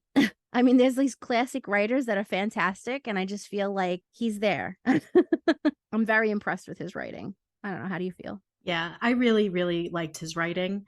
I agree with you. There were certain parts in this book that I felt were really masterfully done. And one of those things is just being able to create 12 distinct narrations in a book that doesn't feel like they're meshing together. They all feel like their own character. That's not easy to do. And he did it really, really well with so much ease that even while reading this, it really made me feel like I was reading real stories, that these were real people and they had told Tommy Orange their tales and he put them into a book. And that's what you want from an author, especially in a book like this. While there is certainly a plot in this book, it's very much a character analysis on these different Native experiences. And it was such an enjoyable read despite the heavy content, because even when I was feeling emotional, I felt just so strongly connected to the characters and to the writing. And that's really a testament to his abilities as a writer. And this is a debut novel. So, I mean, amazing, it's just not easy to do. Anybody that criticizes his writing, you have to take into consideration most authors, they write a book with one protagonist. This man wrote a novel with 12 and each one of them felt like a real person. And that's just so difficult. And I loved the flow of the novel. So I wouldn't say that the ending was a surprise, because you get this ominous feeling throughout the novel as you're meeting these different characters. You're starting to see what role they might play, and they're talking about the guns, and they're constructing this plan to rob the powwow, and you just have this feeling that something bad is going to happen. You know that somebody you love is probably going to end up getting killed or shot or hurt or something. And yet when it happens, you're still in shock because it's so devastating, because you're watching these characters go on their journey and you're feeling love for them, and then all of a sudden it's taken away, and for no reason at all, and it's just very tragic. And this is what you want from an author. You want to be able to feel things. And I think I wouldn't have changed anything about his writing. I thought he did a great job. Near perfection. And I never say things like that. I can't find anything that I could pick apart about him. That never happens for me. And I will say, speak to exactly what Alex just said. Feeling things, yes. I was so emotionally connected to these characters. You know, I felt their pain, and not only their pain, but I started to feel like the community pain. Like, you know, you're not only learning history about this community and learning that they struggle and having all these issues and seeing it, you know, right in front of your face, but you're feeling it as well. And I really think that just goes to show how impactful and amazing his writing is. Also, not only did I felt things at I told you the whole end of the book when they're at the powwow, and that those quick like pages that you're just going through and you're just like, you couldn't put the book down at that point. I couldn't put the friggin' book down. And my hand was on my heart the whole time. My tears were rolling down my face, not to be dramatic, but literally that's what you want from a book. That's how you want to feel. Yeah, I loved his writing. And I can't wait to read more from him, but I need time to prepare to read more from him because he's so deep. I need, you know what I mean? Yeah. Like you said, heavy, but in a good way. Let's talk, because I know we've been excited to talk about the title too. So yeah, when I first saw this book, my first thought was, oh, like the Radiohead song, you know, but I didn't really think anything of it. I didn't think it had anything to do with it. So then when I was reading and they actually say "They're There" by Radiohead, I was like, oh my god, that is where it came from, and I was just delighted. So I loved that. I also liked that it came down to that quote from Gertrude Stein as well. I liked that it was incorporated in the book, and I liked the meaning behind it. I really liked the title. I liked it so much more after reading the book, and I wouldn't have changed it. Yeah, Gertrude Stein, go feminist movement. Go literary feminist movement. All right, that's all. But yeah, I agree with you. I freaking love Radiohead. I seen them live. They were amazing. If anybody doesn't know, go listen to them right now. But they're very good. But anyway, yeah, I loved that was incorporated in the title. I loved this title, period. I feel like this title says so much in just 2 words. And usually, you know, there means like you're comforting somebody, like it's all going to be okay. And it's not going to all be okay. And that's what he's trying to say, is he wants to comfort you by making you understand. And he wants it all to be okay. He wants the progression to come into play and everyone to come together. And it says all that in just 2 words. And I just think that is great. I applaud it. I love the title. Yeah. All right. So what did you think of the cover art? Cover art is just, it's just 2 feathers, 2 faded feathers in black and white on an orange background, and the letters are there in yellow. There's not a lot going on. It's not very busy or anything. I think it's to the point. It doesn't tell you anything about what the book's going to be about. But it does, you know, give you an idea that I don't know how I think that it's very simple and what's the word? Minimalistic, very minimalistic, and the book itself is not. It doesn't take away from the book. No, I like the cover. It is minimalistic. I don't mind that. I like that it doesn't try to give anything away from the book. I think the cover just allows the content of the book to speak for itself, and it's fine. I have no qualms with the cover. So after we've read this, can you tell, or do you agree with the fact that it won the Pulitzer Prize? Yeah. Honestly, like imagine that being your debut and you win this like big prestigious award. Yeah, I mean, to have your debut novel win a Pulitzer Prize it's an achievement. I'm looking forward to reading more from him, for sure. All right, so usually we do if this book could be summed up as, I think the first song that comes to mind is There. Yeah, that's the only song. We got to pay respects to the man. He wants us to think There. That's what we're thinking. What nail color would you choose? I think I would choose a blood orange color for this book. Good. I'm gonna say like a really pretty brown, like a fall brown. Like kind of like the dirt. You know what I mean? Like getting back to your roots and just I don't know, some pretty like maybe bronzy color. How about a cocktail? So for a cocktail, I think it would be a mixed drink with maybe like whiskey and some blood orange juice. Really into this blood orange. I know. I don't know why. Probably the is good. color Tastes of the good. cover. I'm gonna have to pick a mocktail here because I feel like I shouldn't advocate for all the alcoholism in this book. Okay. Yeah, I'll pick like a Shirley Temple because they're friggin' delicious. Okay. All right. So how about an item of clothing? I would say a Native American headdress. I was thinking the same.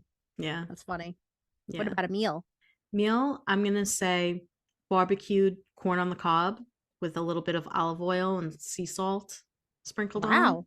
Very Yeah. specific. I know. I don't know why. All right. For my meal, I keep thinking mashed potatoes.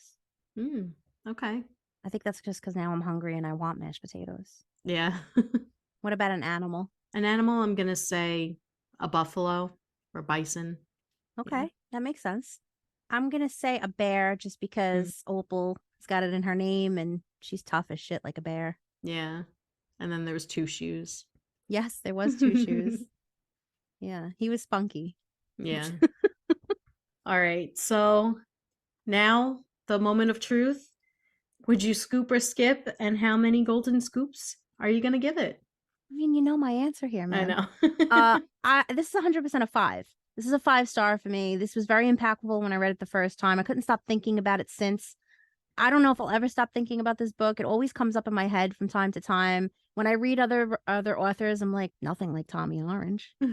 Judge those people. And then, you know what I mean? It's one of those books that's just, it's impactful as shit. And you don't forget it.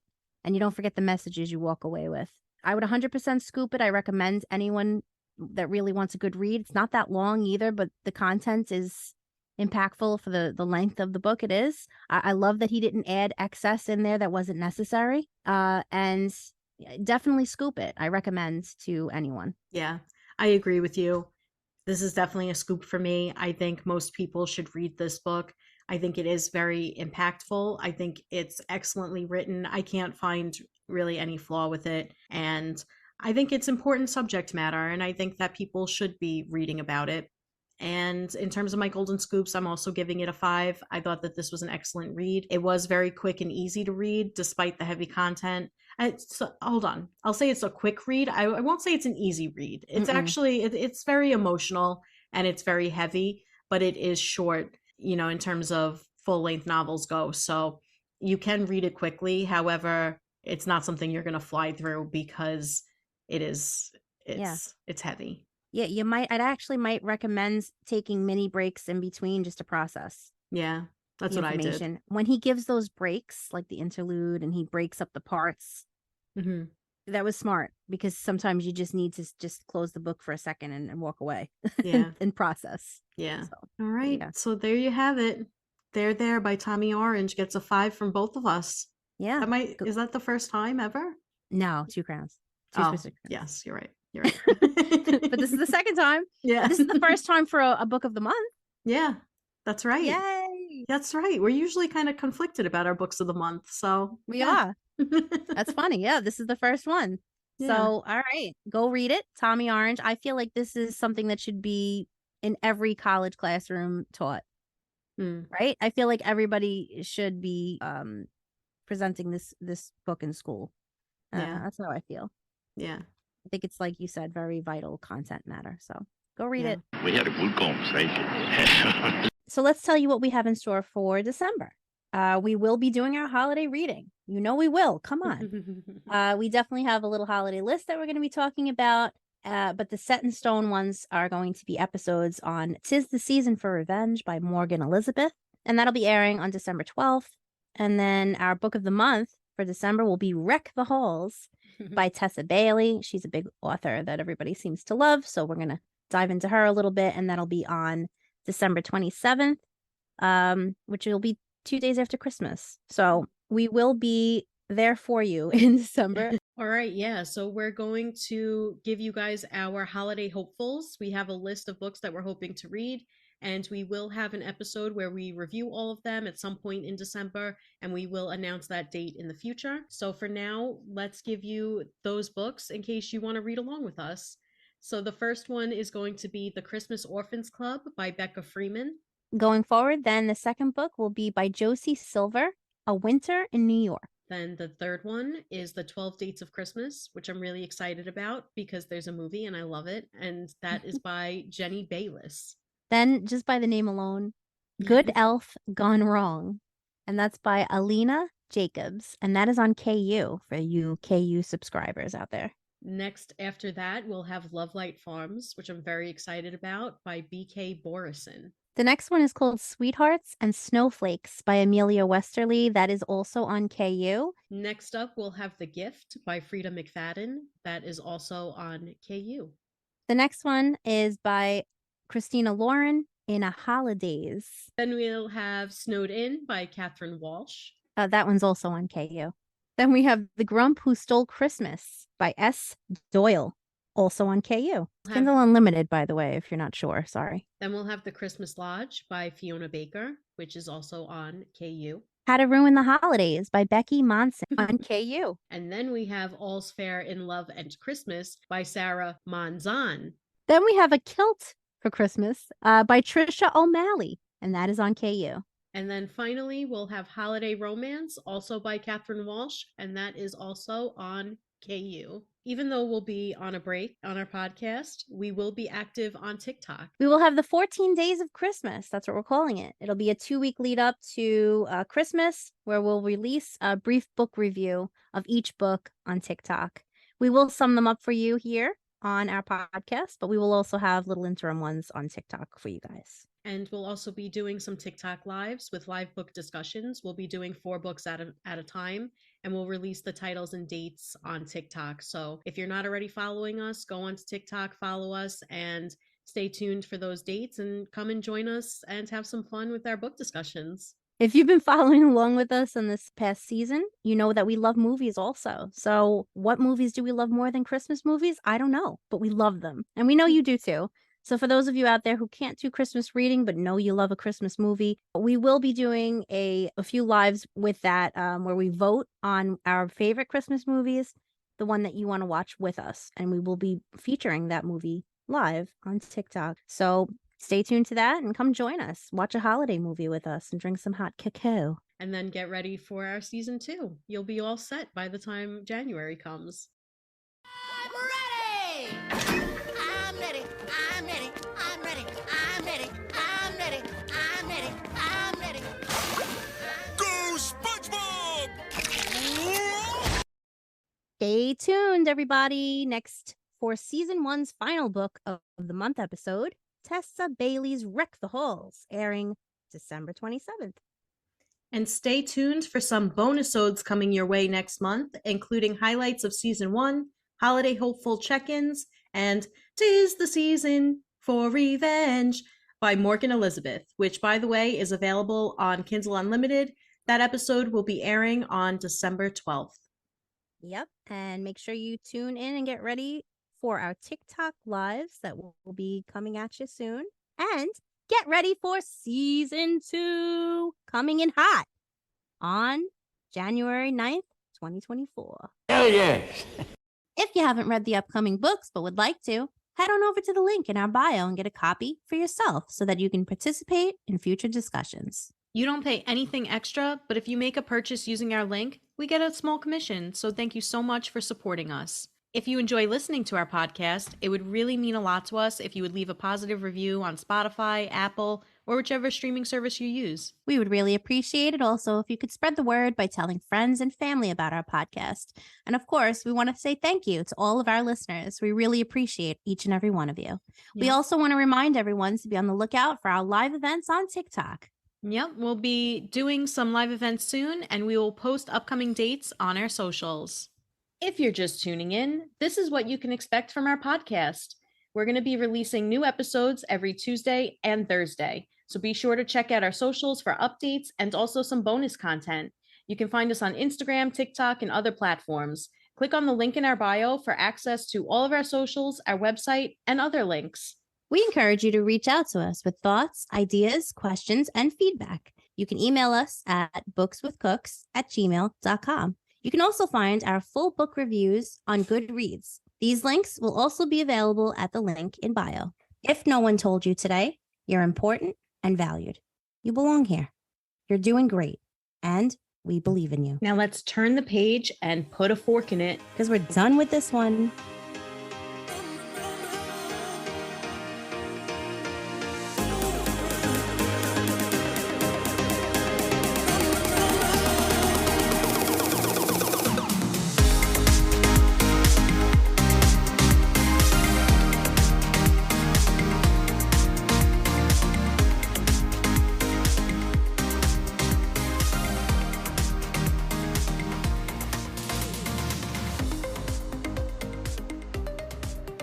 Party people!